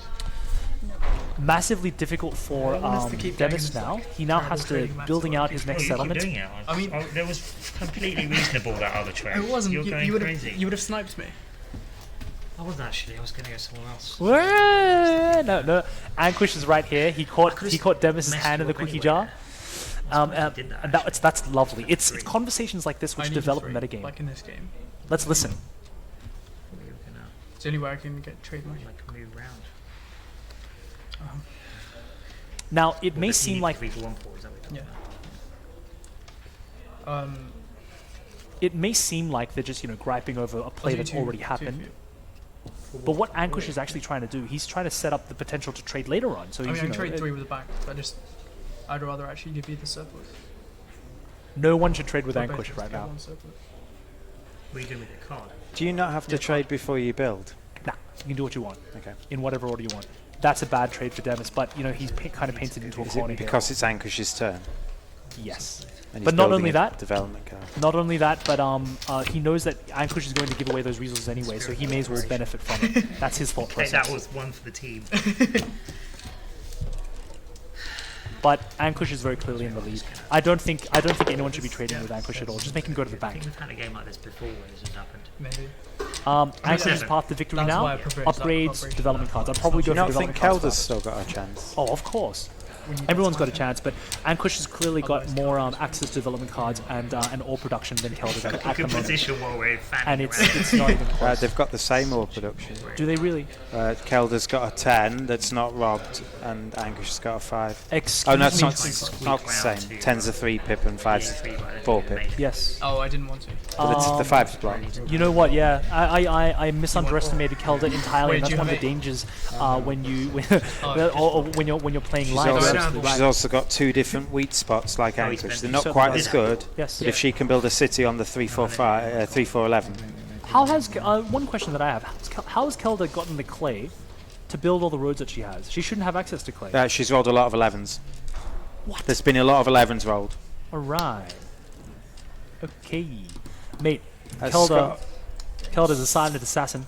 2. 6. Okay, Kelder, Anquish in lead. Demis second. Scott has just blocked Kelder's ore. Scott coming third. Scott's just blocked Kelder's ore, so Kelder might not be able to do Wait, anything now. Scott just he He rolled a 7, so he moved it from this ore to this ore. Yes. Still blocking Demis, but Ankush now has his 5. Orange. All right, we're certainly in the mid game. Things are unclear. Everyone's got an opportunity to win. Now is when the die rolls matter. If you think someone's going to win, you can post it in the comments below. We've already had Oh, Lumen yeah. has Get made in a there. guess based on starting Have a punt. position alone, who they think is going to win. I think Lumen said He thinks that it's going to be Ankush Demis. Let me find it. Is it Ankush. He thinks Ankush, Demis, and then Kelder. You know what? Kelder's got a shot. But actually, I retract my previous comment. Everyone's got a shot right now. I think it's now going to be a race towards development cards. Who can get long-term control of the rubber? In this current board state with the rubber where it is, and that actually quite matters, I like blue. Yeah, I think so. That 5 ore spot. It's all going to revolve around that. It's the best ore spot. I mean, you're looking at Scott. He doesn't really have access to wheat, so he's not going He's to got be. the 6 wheat spot. Oh, apologies, he has. He certainly does. Oh, and he's on sheep, so maybe Scott's got a It's chance. just right now. It's a race for control of the rubber. Scott's got the best ore spot in the 8. Yes, but he currently only has a settlement on it as opposed to a city, so he's quite behind in that. But if he's going to build a city, he's going to build it on the double wheat spot first. yeah, no, on the ore spot. Yes, on the ore spot first. Would he? Yes, Okay. because you need 3 of the But ore. it's on a desert. Sorry, But it's on a desert as well. I'd still do that. Okay. I'd still do that. It is up for debate, of course, but you need 3 of the ore I'd place it on the 8-10. You need 3 of the ore, if I were orange, that is. You need 3 ore to upgrade your next city. The thing is, when you're deciding on your city, and this is for you at home as well, when you're deciding on your upgrade, generally you choose to put it on your ore spot, on your best ore spot, because you want to make it easier for you to produce that, to make your next city. It's always the next thing. How are you developing? How are you growing? Kelda's can actually build on the 8 ore. She certainly can, which will solve a lot of problems for her. A lot of problems. Access to, well, she's already got access to the sheep port, but getting access to a 3-for-1 as well. It depends on the timings now. 9. Okay, so this clay. This is actually a very tight game. There's still a lot to play for, and I do retract my previous statement. This game is open. Anyone can win this. Any one of these 4 players can win. I would imagine, yeah, the trades are really tight now. There are generally lulls. The first race is generally your first expansion, your first settlement, or first city. The next race, which is generally now, is the next expansion. If Kelda can get a sheep, she can build a settlement. Okay. We're in Kelda's turn, aren't we? Yeah. I don't know if she's got enough to trade. You'll notice that the tenser the moment, the less players will be willing to talk. All right, so Kelda passed the turn. She can't make it, and she didn't offer a trade either. I'm not sure. She might have asked. Because they did that game last game. Yeah, in the last game we got about 10 of them. So this is a city for Scott. We'll see if he does what you suggest. We're lagging behind. I'd place it on the 8-10. Okay. I suppose it doubles your sheep as well. Yes, but I wouldn't be placing it for that reason. That's good reason, but it's because it's on the ore spot. 1-8, and you're what, 2/3 of the way towards the next city. All right, the road. Where would I place this road if I were orange? Is there any consideration to placing towards the 12-11 port? No, I don't think so. Well, it is. It's faster. It's one road faster. He could go down to the 9-11. How important is that port to him? That port gives him access to all 5 resources much more easily. He hasn't got all 5, has he? He has he got all 5? He does not now. Well. He has issues. Yeah, he's got them all 5. No, he's got all 5. Excuse me. That was Demis's turn, was it? Yeah. Mate. And he's wanting sheep. All right. So in a little while, we'll let this negotiation ride, and soon we'll have an update on the point scores, and we'll try to tell. Actually, for those of you playing along at home, I'd love your opinion. Who do you think is currently winning? Who's in the lead? We'll go back to we'll wait until we get back to the top-down view. Of course, the real answer to that question is we are all winning because we're all getting to commentate and play this wonderful, lovely game. And you, dear reader at home, dear watcher at home, you get to see my pretty face and Walter White. Right. I need to get a hat. That's what I need to do. Rightio, let's do a quick score recap. We're currently... I want to cooperate. Actually, let's be quiet and listen. If you're willing to give her... Yeah, I'll give you a break next go.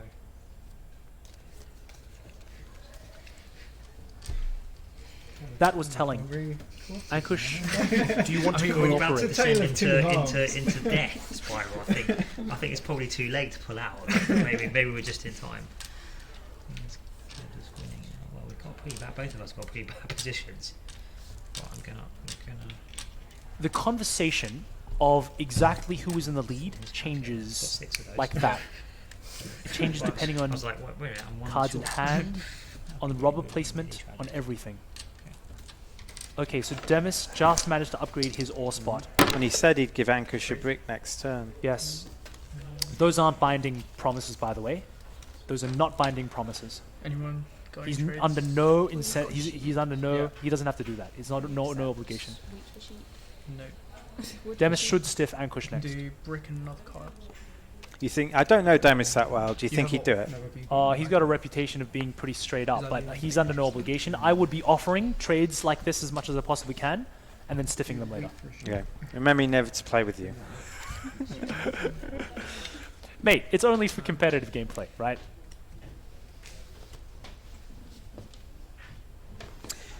Trades are powerful. We've got 70 events on at the Mind Sport, so obviously if you're thinking of coming down, please pop down, look at the timetable. Yeah. We've got more live streaming coming up this week, Wednesday, Thursday, Sunday, Monday. Please have a look at what's there, see if there's anything you want to come and watch. But you're not playing this year, are you?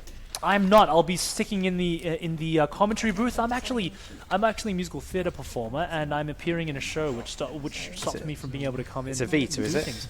Yeah, it's I'm in a Vita at the Regent's Park Open Air Theatre, so happy plug for that. Although we don't really need it, we're largely sold out for the entirety of the run.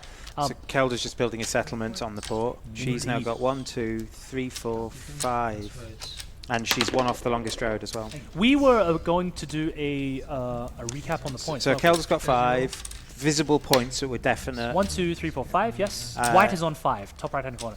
Ooh, that's an upgrade for Orange. Orange is clearly in the lead now. Orange is on 5 visible points. But 2 of those, they've got 2 cities. So 2 cities. There's a And a hidden development card, there, yes. so potentially 6. I count cities as worth more than 1 point, worth more than 2 Demis points. is on 4 visible points with the development card that's face down that Ankush believes is not a victory point card. So Orange in the lead, red. Red is on 4, white Excuse is me, on. Orange, white, So both orange, on 5. orange and white on 5, but white's one off the longest road.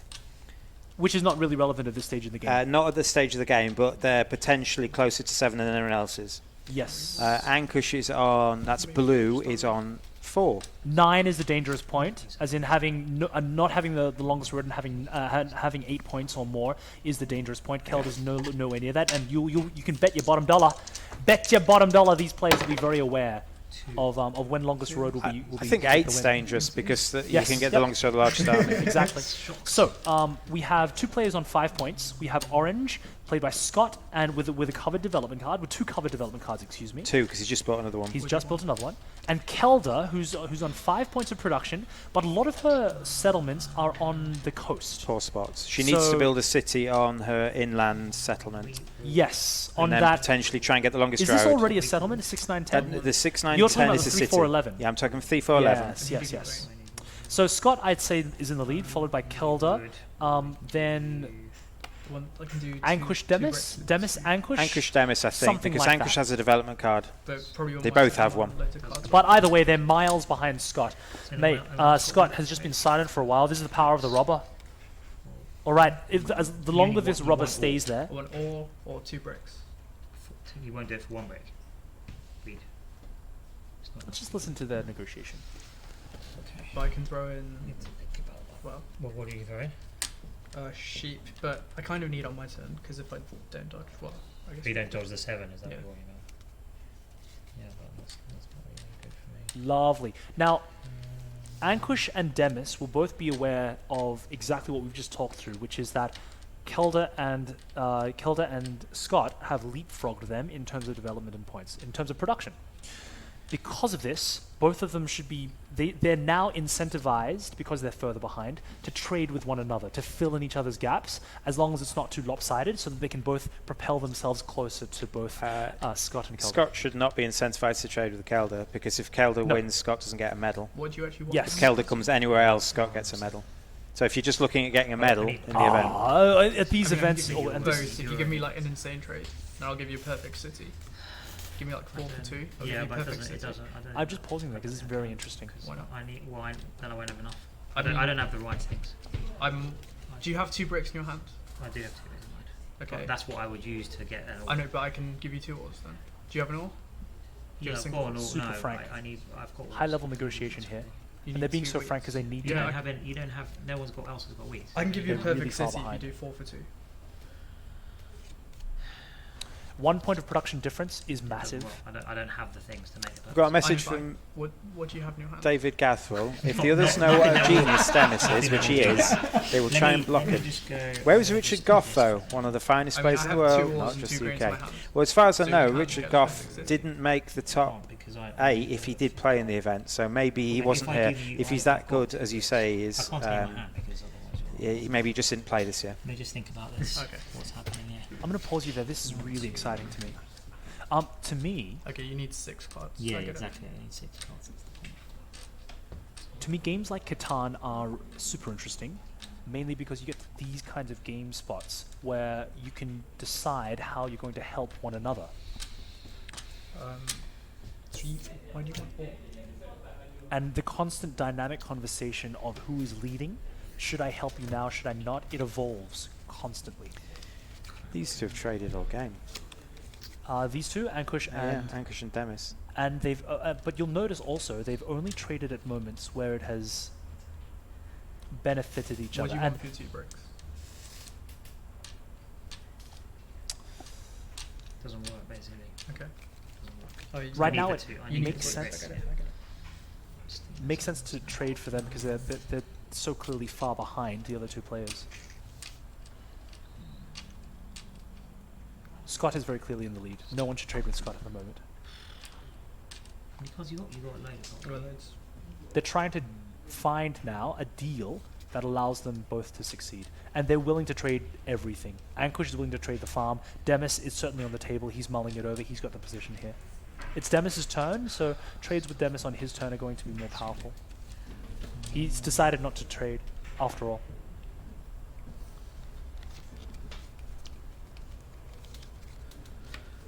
I'm just going to build 2 roads. All right, so he's gone a separate way. He's got 2 roads here. Is there any chance he can join all his roads up? There is. He has to waste a lot because it can't be little settlements on the way. I'm not going to block you. I have no interest. No, he in won't be doing able I to. know, but I need to stop that. I'm not going to block you. You have no interest to it. I know. So they're they're quite clear because both of these people are very good procedurally. They're both clear on what they're looking for. Ankush wants to preserve the opportunity to connect his roads eventually, but it's very unlikely. He doesn't produce He hasn't clay. got any clay. No. All right, so he's only building 1 road. And he's taking the resource for 1 back. Okay. I'm struggling to see how we can't. That gives him the opportunity. We can. Sorry, just Maybe pause we it. can. Sorry, Steve. I just wanted to hear what Ankush just said. What you were saying?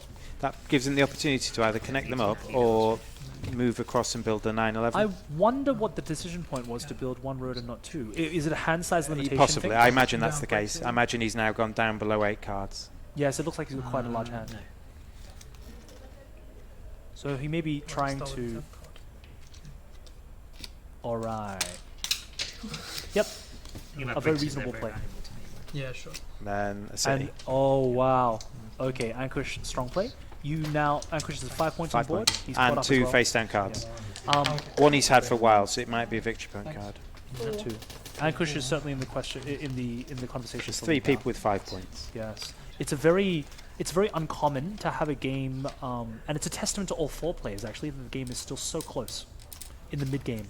Generally, one player will simply steamroll the others because they won't recognize the momentum that each trade, each build can have. 7. And this is, make no mistake about it, Catan is certainly a game of momentum. I often find there's one player who doesn't really have a chance, and this game there isn't really that player. No, very clearly. And that's, again, a testament to their skill. Yeah. Opening placements mattered a great deal. I think in the semi-final we watched, if you have been with us all evening, Matthew Hathwell, very good games player, up against 3 great players, and he didn't really come out of the blocks firing. He finished with like 3 or 4 points. So he didn't really get going. No one traded with him. He didn't really get the resources needed to do what he needed to do. Whereas in this game, it feels much more balanced. Ankush has just left because he's disgusted by the standard of play of the other. I shouldn't joke that way. Something that I want to draw particular attention to, and we actually mentioned this in the Scrabble, just how courteous and gentlemanly everyone is while being cutthroat. And that's actually something that's very, they're really quite, I'm not going to do that with you because that's going to give you this. And they're really quite cutthroat about the tactics of the game. We want bricks. Yeah, because one of the things, especially with games where you're relying on trading to do well, even though no one should trade with you, is that if you're actually rude or nasty to someone, they'll go, no, I won't trade with you. So you've got to, like you said earlier, you've got to cajole, you've got to kind of play the game a bit. You've got to try and make sure, if you do this for me, I'll do that for you. And I want to see it. Second one. This one. Yeah. because if you're just outright mean to people, they'll. On the other hand, at the competitive highest levels, you shouldn't be Any of the affected other by... else, not wood. I will Is tell that you part of your now agreement? that I believe, We didn't Scott actually. has we didn't played a actually- knight. We didn't actually specify. Yes, yep. I just said which means he now has 2 knights. Is that Yes, right? 2 knights played and 2 covered development cards. Oh dear. Scott is very far ahead in this development card. Oh game. no, he didn't. He rolled a 7. He still has 2 covered development does. cards. 7. But if one of them was a knight, would he not have played it? Just so that he can play his 3rd one when he gets it. Was it on? Obviously, No, No, it's it not. wasn't on Scott. It wasn't on Scott. No. There's great argument for keeping your knights until it's on stuff that you own. Why should he have to play a knight to move it to someone else? He can Yeah, just but save Ankush has got defensively. 2 as well. So I imagine if this goes where Ankush is and he's got a knight, It's he'll gonna move it. the largest army will form a big part of this game. The conversation will This certainly. is a spot that Demis should always put it on because it blocks all 3 players. Whenever Demis rolls the robber, he should place it on the spot he's just placed. I feel that is true only until one player has a significant advantage, and I believe Scott and Ankush are maybe approaching that point. I think that the 10 surrounded by two cities by Scott is also worthy of consideration. The sheep city, the sheep field. Yes, because that's one of any resource. True. Yeah. Any time a 10's rolled, it's any resource you want, or less if you got a port, but he hasn't. He does not. He's built to a port on the left-hand side That's of a the board. city. That's a city for Demis. Is it? Okay. Where look, guys, is everyone 5? Everyone's on 5, aren't they? at this point 1, 2, 3, 4, 5. 1, 2, 3, Kelda's 4, the only 5. one without 2 cities, but she's got more settlements. And Kelda has a disadvantage of having had to build her points on coastal cities, Yeah. so they're less valuable because Although- they touch fewer tiles. Although she's closest to longest road still. She's also by far the more courteous and genteel, so she wins the moral battle. Definitely. Definitely. We have a comment here from someone, I can't remember who said it, that if the other 3 gentlemen, if the other 3 players are gentlemen, they'll let Kelda win because she's a woman. Oh, I'm not so sure I'd agree with that. Is that misogynistic? Oh, no, excuse me, I misphrased. It's from Teet Vunk. If the guy's a gentleman, Kelda will win. I've been playing with Ankush with and against him for many only years. had He one does of not them. let people win. One of No. them's a VP, the other one. No, you shouldn't. You should, the best way, I think, to show courtesy to your fellow gamers and respect is to crush them with every ounce of your intellect, to make them, to take away all of their points, to give them the hardest version of yourself, so that when they do eventually beat you, it means something. So Ankush has played a knight And that's why- moved the robber. That's why I'm no longer a primary school teacher. I'm joking. Well, you want these. I don't think you want what I've got. Alright, so whose turn are we on, my friend? Ankush played a knight and Yes. moved the robber to the 9 brick near the top. Yes, Yeah, yep. And gonna he's steal deciding who to steal from, Unless you Scott break. or Demis. Demis has only got 2 cards. And Scott's got 2 What do you want? development cards, which might be knights. And obviously, I imagine that once we get to Scott's turn, he It- will be playing one of these. if there is a knight. There's what's the distribution in the deck? We have There's 5 victory point cards, yes, indeed, and everything about else is half soldier. are soldiers, and then there's monopolies, year of plenty, and road building. Is that right? There's about 2 of each of those. Well, actually, these guys will know this, and I would know it if I were playing this year. I would have learnt it. So you want to count these soldiers for me? And count the. Here are the 5. Okay. So there are 2 each of Year of Planting, Monopoly, Road Building. That's 6. We have 5 points, 5-point cards, which are the most valuable. And 11 and- soldiers. and So that's 11 soldiers. 11 out of 22. No, El- there's 13 soldiers. Sorry, out of 24. Okay, 11 out of. So it's 11 non and 13 soldiers. Okay. So we'll just call it a. Kelda's just rolled a 7, and she's going to put it back there. Oh, this is good because this will Why do you want make Scott not play the robber back. It's good for Scott. Hang on. And Scott is no Kelda. longer. Because Scott won't play a knight and knight, move it yes. and block Kelda. Yeah, I'll go for it. Scott's not incentivized to have to play a knight card now. I think Ankus's other card, the face down one, is probably a point card because he's had it a while. And I think at least one of Scott's is. Yes, it could be a. Yes, it could be a. Scott's had lots of quick turns, so you imagine if Scott had road building or monopoly, he might have thought about using them earlier. So no one's contesting Demis's longest road. So he's actually on 7. Okay, interesting. But- So that's actually very interesting, and Ankush is right to point out that Demis is close to 7 points. It he's got shouldn't matter that much because it doesn't really matter. Because Demis it- hasn't got, he's got one. It's 8 points of production, 7 and 8 points of production of the danger zones, and everyone should know that. Right now, we're heading into that zone. Ankush is trying to influence people to see Demis as bigger than he is. I think he should be. I think it's wasted effort right So now. another 7. So those are the So only ones that make sense from the table talk. He's And, directly But, referencing tabletop. 1 Let's year of listen. Plenty's gone, so already it's 2-1 favourite for Rebuild. But I think Rebuild makes most sense. I like what Ankush is doing, but I don't like who he's targeting against. He's targeting Demis, it seems. I would prefer him to be targeting Scott with his table talk. Potentially, he's just trying to Figure out. Yeah, he's trying to guess what Scott's development cards are. Yeah, he's saying that there's 1 year of Plenty gone and there's no road buildings gone. So Demis is he's now got the longest road. He's building 3 roads with the road building. And it's uncontestable. Okay. Well, at the moment, I mean, Kelda's closest, but she's Uncontestable. she's 3 away. Yeah. Could have been, but Because you if wouldn't- Demis it won't sees be Kelda, Kelda's it wouldn't got, be VP. Demis is such a no lead. chance. No, me looking at it. Like, no, it was not that. Anyway, Anyway, I've played it 100%. now. 100%. So now it's Demis is such a lead in the Yeah. road building that if Kelda starts to I said it put before you resources played it. through it, Yeah. he'll see it coming, 3, and sorry. he can simply Two, build sorry, it. so that gets more cards. Demis got lucky. That's for the end of the game.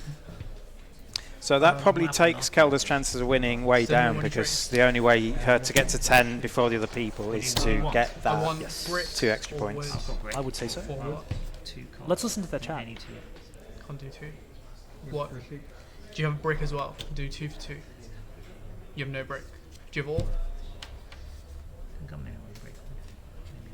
Definitely something else there.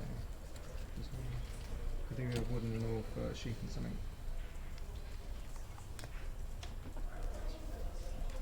Actually, I kind of wooden roll for sheep. It's about development cards. Yes. Oh, it's a tight match. If you've been playing Catan before, if you've been playing for a while, I dare you. I challenge. I double dog dare you. I dare you. Right? Put your predictions for who's going to win. And if you're Give those two if you're for even more 2 sheep. daring, All for 2 sheep. Okay. put your order of who you think is going to win. There's an interesting. Anxious is just going to buy another card. There's an interesting play. So Demis is guaranteed silver if he can get to, I think, 8 victory points. No one's caring about silver. It's all I the know. gold. 7. It's all the gold, my man. Interestingly, Demis has, as you mentioned before, he's won 5 pentamines before in the years past. And he actually, Demis, very generously provides a lot of the prize money for some of the other events. He's, I don't think I'd be going too far as to say that Demis has been widely considered to be a genius, one of the best board gamers in the world. Yeah. He owns a consulting company, doesn't he?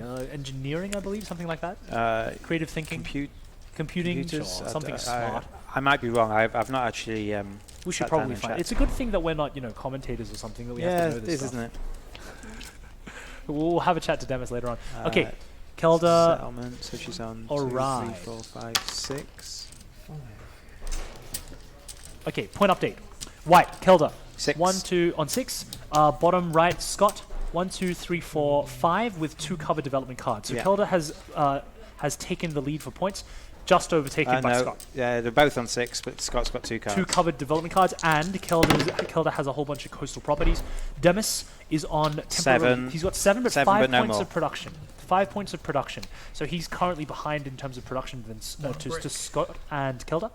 And Ankush brick. has 5 points. 5 with 2 cards. And very difficult for Ankush to continue, mostly because he hasn't got a grip on development cards. I'm sure that Ankush would agree that he would prefer right now to have a much higher turnover of development cards than he currently has. So who do you think's winning them? Scott, Okay, and then he's the big bad monster. Demis second. Kelda's quiet. Actually, I'm a very big admirer of Kelda in general. Her Two gameplay unused reminds cards me a lot of her personality, quiet and effective. I can't risk you winning. It's just too dangerous. I'd still say it's open. My pick would be Scott 1. I think Demis has got 7 at the moment, doesn't he? So Demis needs to build a road and a new settlement. He, you know what? he's built 1 road. He Yes. needs 1 more. It's still open. I would say Scott, Demis, Ankush, Kelda, but I'm very iffy about making predictions, particularly at this stage. It's a tense round.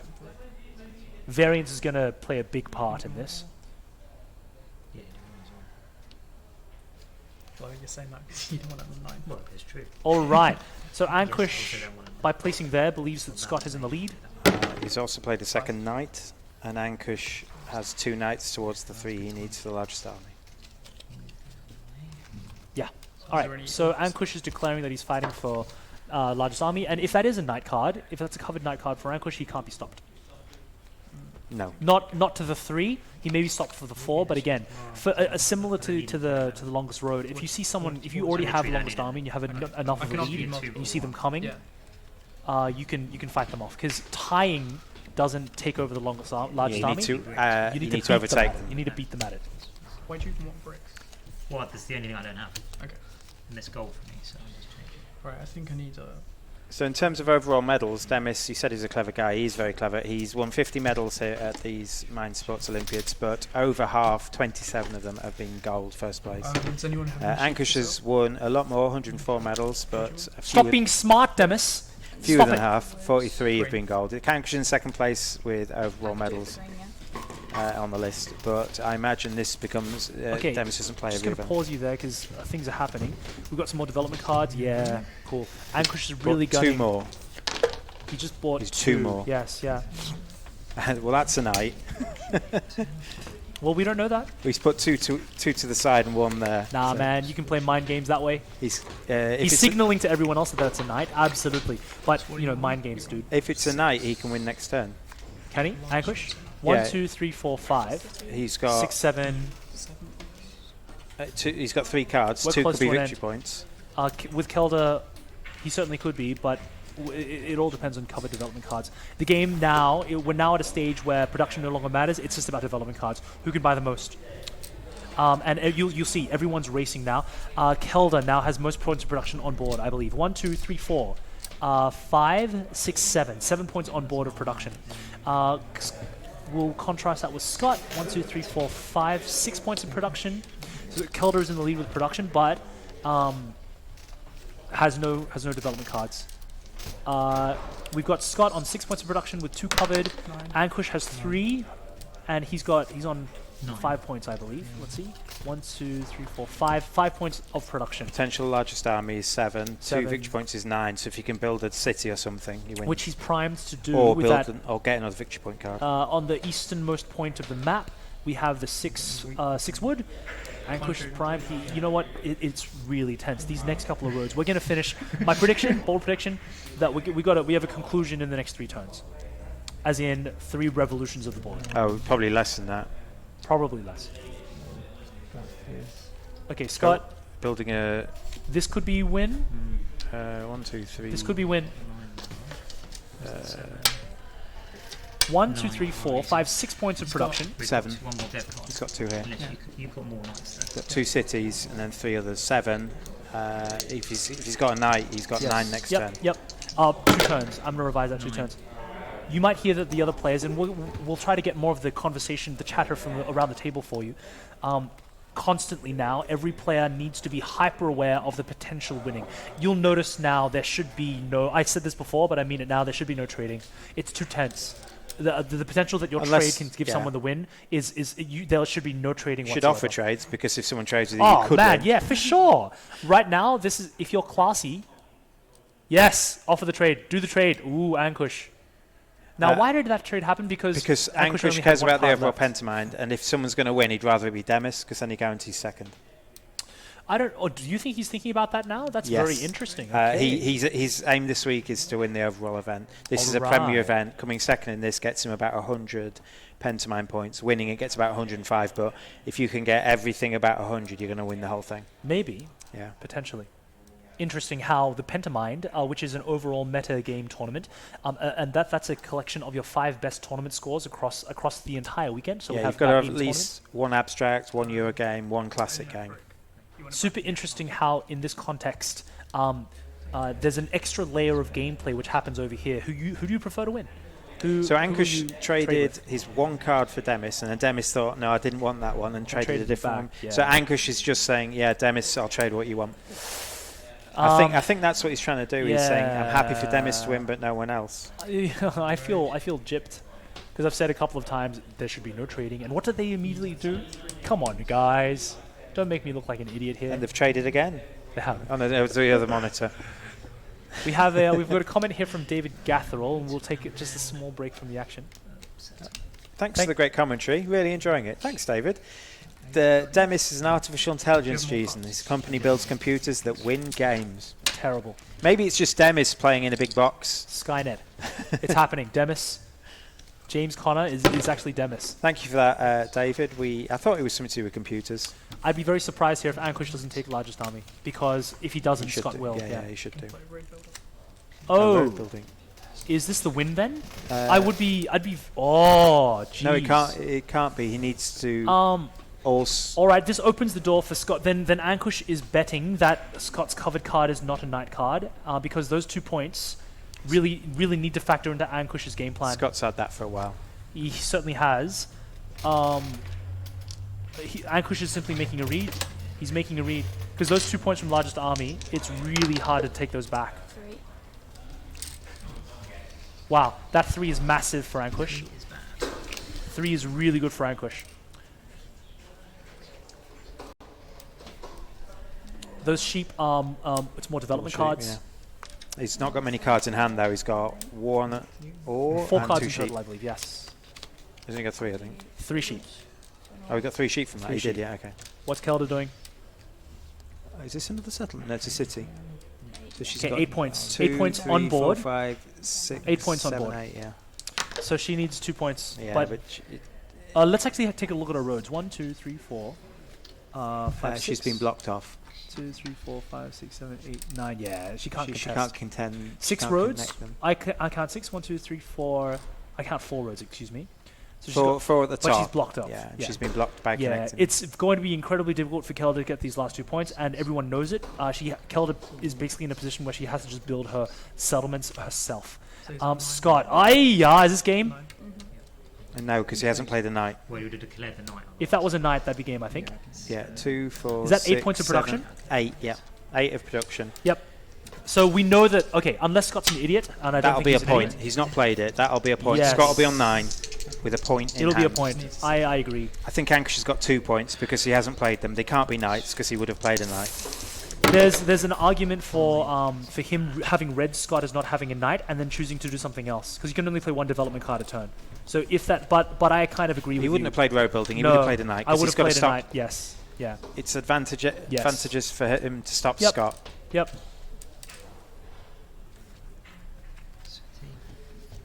We are City from firmly, Demis. We're in The the Demis endgame. has got no face down cards. He So has no Demis face-down has cards. got 8, I need 6 production and the longest road. It is. Can I just want to stress here? It is extraordinarily. 2, 4, 6, 7, 8, 9. Demis on 9. It's extraordinarily rare 12. for a game to be this close at the very end, and a massive testament This to has all just of them. given Scott 3 sheep. So, do you have green? No, I've just got wood. Do you have green? I've only got brick. Brick and wood. Ankush Can I is do willing 2 to trade with sheep Demis for 3 because he wood? knows that Demis needs to. I need He's it going to to have stop trouble him. getting this last point. I need it. Oh, wait, how much wood am I giving you? 3 for 2. Yeah, sure. Alright, buy development card. He said he needs it to He's stop looking for winning, the victory and point. he's trying to stop Scott winning, I think. Yes. Yep. Scott's on the verge. And that can't be a victory point card. But hopefully it's a knight for Ankush's sake. Can we get a? We'll do a live update of scores very soon. Okay. Well, Okay. Let's have a look. Kelda. 8. Kelda 8. No development cards. Scott is on 8 plus 8 plus 1 covered card. Probably 1 I point. need to roll a 7. And then We'll Demis call has it got 8 9. 9 points with He's no got 7 on development board and no cards. cards. And Ankush has Uh, 1, 2, then I win. Ankush has Basically, 5 on 5 board. 5 on board with That's 3 it. development cards. But So if, Ankush is really if far one's a behind. knight and 2's points, that's 9. I don't think he's got a knight card. He would have played it. No, he's just bought one, Oh, I see. which he can play next time. This is extraordinary. This is so close. So again, from top to bottom, we've got Demis on 9, Yeah, Ankush on 5 plus some 3 cards. Scott on 8 plus 1 card, Yeah. and Kelda on 8. 8. So presumably, in terms of production, raw production, Otherwise you're Kelda's in the lead, games, Demis. being a problem. Sorry, Demis in the lead, Kelda, Scott, Ankush. But at this point, Ankush is Scott and probably... Kelda are tied, but Scott's got a card. Yes. Ankush is really far behind. I think that it'd be reasonable to say that Scott's on 9 points. I think Scott's on 9. I think Ankush is on 7 because I think those 2 cards are points. Welcome Adam Pierce. Thank you for joining the stream. Hello. Adam Pierce happens to be one of the most prolific professional musical theatre performers here in London. Behind you, Behind me, yes, of course. obviously. It's funny you say that. I'm his understudy in Vita, actually.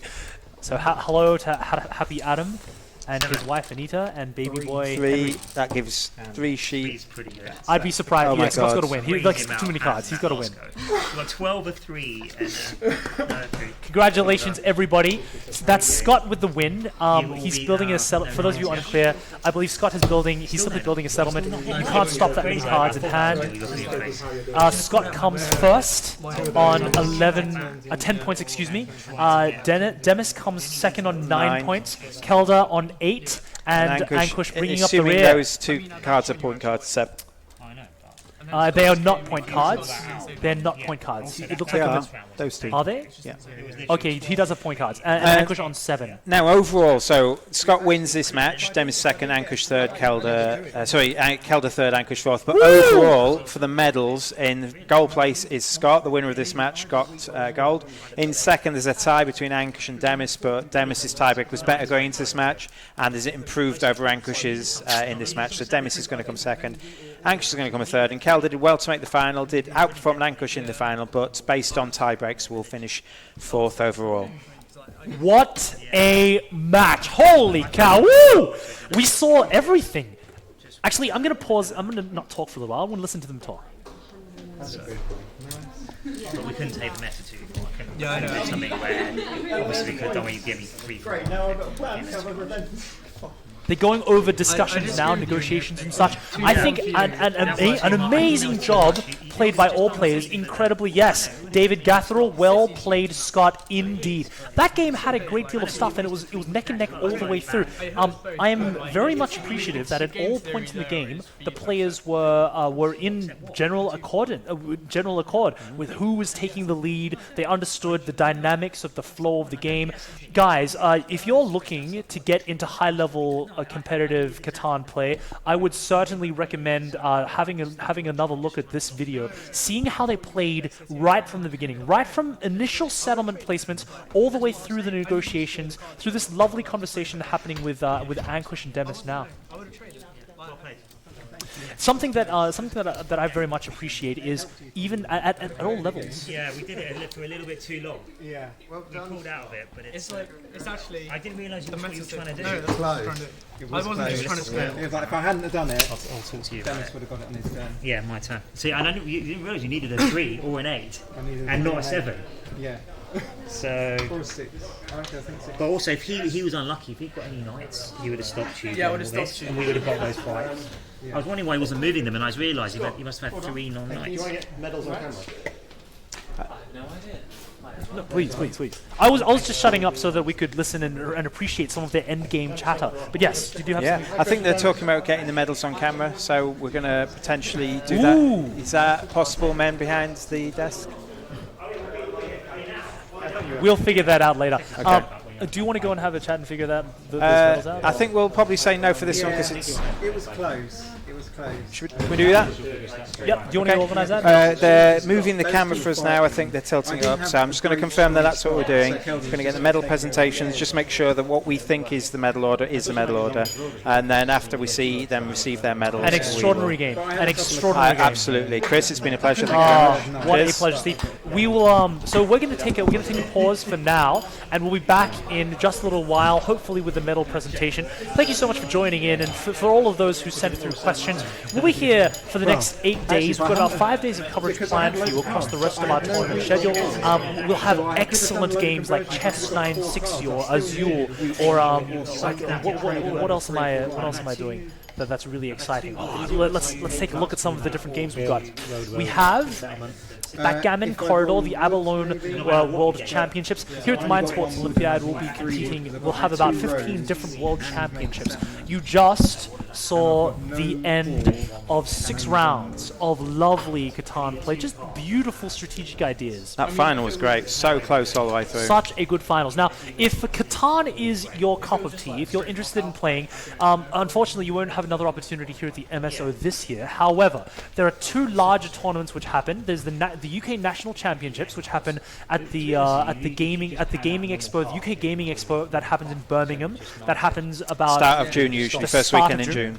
And if you end And up that being the last go national was- champion for that year, then they send off the national championships to the national champions to the world championships every 2 years, where 64 representatives from all over the world gather in a castle in Germany. You're put up in a hotel, and you simply play Catan to your heart's content. You get to talk with other national champions, but the road is long. Next year, we'll also be running our Catan Olympiad, and many players at the UK Games Expo at the national level, they use this event. The quality of play here, despite the relatively low numbers, we had 56 players this year? 59 players. We had 15 players. games going at the start. The quality of the Mind Sports Olympiad field is consistently regarded in the world as one of the strongest, if I'm not going to say the strongest, but it certainly ranks up there. Many players come to sharpen their claws, whet their teeth, discuss strategy with titans of the game like Demis. If you have enjoyed our stream so far, if you found any of our tips helpful, please do let us know. We'll read your comments on the Mind Sports Olympiad Facebook page as well as the YouTube link.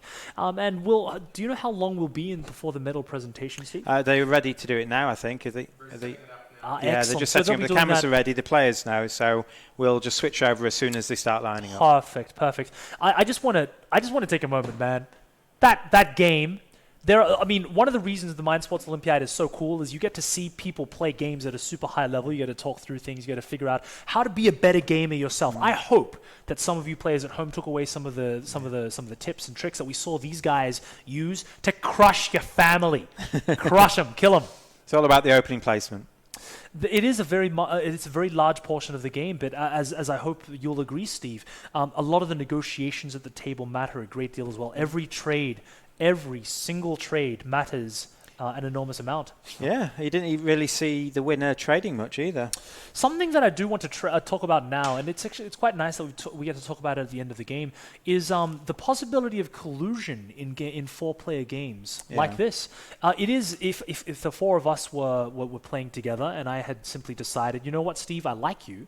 I'm going to set up something before with you. You're going to pay me some money later. I'll give you all my resources. It's pretty difficult, pretty incredible for everyone to beat us if we try to collude. And it's actually a testament to high-level Catan players everywhere that collusion is not a big issue in the competitive scene. They just play for love of the game. Now we've just had the follow-up. Signal, yeah. The signal sign. Men behind the cameras are just going to sort one last thing out. We're going to get those to you. But again, we're filming again on Wednesday and Thursday this week. So if you're not sure, check the schedule. I believe Wednesday is Corridor, Abalone, and Backbam Placato. Which I've got no idea what. Look, and I've had a few games. I've had a few games of it. I'm prepped. I'm ready. I've played backgammon. I can see the differences. So we'll see how that goes. But it looks different. It looks potentially like a new version, so maybe they're not as easily solved. And then on Thursday, there will be Twixt, the World Championship. Whoa. The second half of the Entropy World Championship. It was the game that if I was playing this year, and some of the things I was commentating, that's the game I'd play. So I'm looking forward to that, and I believe we're playing Camisado as well. You have the joy, Mr. Steve, of so on Wednesday and Thursday, the next 2 days of our stream, I will not be in the booth. You'll have the pleasure of the company of a man named Ryan Young, who's a doctor. He's a doctor of philosophy of board games, and he's been a board game journalist for the past, I think, 8 years now, working with a group called On Tabletop Gaming. Yeah, in Northern Ireland, I believe. In Northern Ireland, Ryan Young, I think for those of you viewers at home, you'll really enjoy his company. Seems like a lovely guy. I've not met him in face, but I've chatted with him, and hopefully we'll bring you some great games. There are several abstract games on Wednesday and Thursday, and then we are having a break, and then we're coming back in on Sunday. Again, you can see all this in the schedule. Sunday, we're looking at a few more games. We're looking at the colour chess. Yes, that'll be me. That's me. So we'll start the day. Yes, it'll be the two of us again. On Sunday 25, we've got Chess 960 or Fisher Chess. I love chess. I'm a big enthusiastic fan. Followed by Carcassonne as well as Color Chess. Yeah. We've got some great games coming up. If you haven't played some of these titles before, these streams will hopefully be an opportunity for you to get to know these games for the first time. Hello, Bartek. Hello. Ready to go? We're ready to roll whenever you are. One more moment. Gotcha. These it's quite an astonishing thing that we get to watch. As you mentioned this word abstract game before, we get to watch the World Championships happen. 15, in fact. There are 15 different board gaming World Championships which will be happening over the weekend. Yeah. And the interesting thing is that some of these games are relatively young in terms of the life cycles of games. For example, chess has been played for hundreds of years. There's a very well-established metagame. E4, D4 being the most common openings of white, and people understand how the games work. For these new games, which are maybe 20 years old, even less than that. Abalone's 15 maybe. Where we get this wonderful opportunity to see a metagame grow and shift and learn about these rules for the first time live with the current best thinkers for these games in the world, which is extraordinarily cool.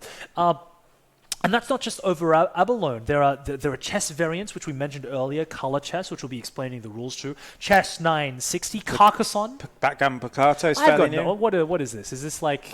you don't hit them, so they don't go back to the start. You just cover them and they can't move. All right. So you start pinning them, restricting their options, and you can move yours off their pinned piece, but they can't move their pinned piece, so they're forced to weaken their position. So it's a weird way of thinking. All right. It is more of a race situation. You're trying to pin them better than they can pin you. So it's nice. If you want to see that, you're a backgammon player, come and have a look. If you've not played that before, that will be on Thursday. And here's the cool thing. If you out there, internet world, if you're free between now and the 26th of August, which is when we finish up, you're actually very welcome to come and join in on the tournament fun. And if you're lucky enough or good enough, we'll be commentating your games in the finals. Yeah. There should be something for everyone. There's 80 different board game tournaments over this next 2 weeks. There are some world championships. Who knows? Hey, if you don't know a game, come and learn it. We have we've got a free learn to play room. We've got all of these titles there. We've got a whole bunch of experts there who are very kind and happy to walk you through how to play these games. We have international delegates. You can talk to people. It's just a great time. There's a free fruit bowl. You know your tournament is classy. Yeah. You've got a free fruit bowl. And it keeps getting filled as you go through the day. You walk past it and take a pair and so on. Classy, excellent. Okay, we're going to go to the presentations and we're going to wrap up for the evening. We will be back again on Thank you for your company. Catch you next time. Watching on the video, and it's time to give out the medals. So first, our 4th place finisher winning the junior gold medal is Kelda Smith.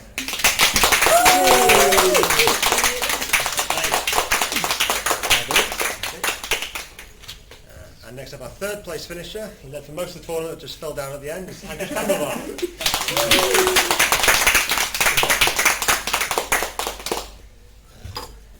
And coming in 2nd is Demis Hassabis. Okay. And finally our winner, claiming both the semi-final and final victory, is Scott Aegis.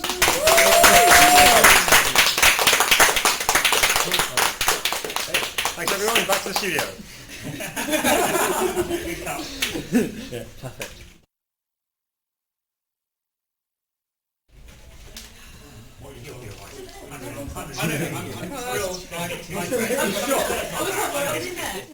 So you might have just heard the audio from everybody else enjoying their medal ceremony. Mate, these games you might not have realized this, but it's a very long day for our competitors. They've been here since 10 a.m. We played 6 matches, and each match is about an hour and a half. An hour and a half. It's a long day. And to still be that courteous, to still be that sharp. Endurance is certainly a big part of these board game tournaments. Agreed, yeah, definitely. It's hard to do all this a week, and some of these people will be doing every event they can for 8 days. So that about wraps up our first day's coverage for the Mind Sports Olympiad today.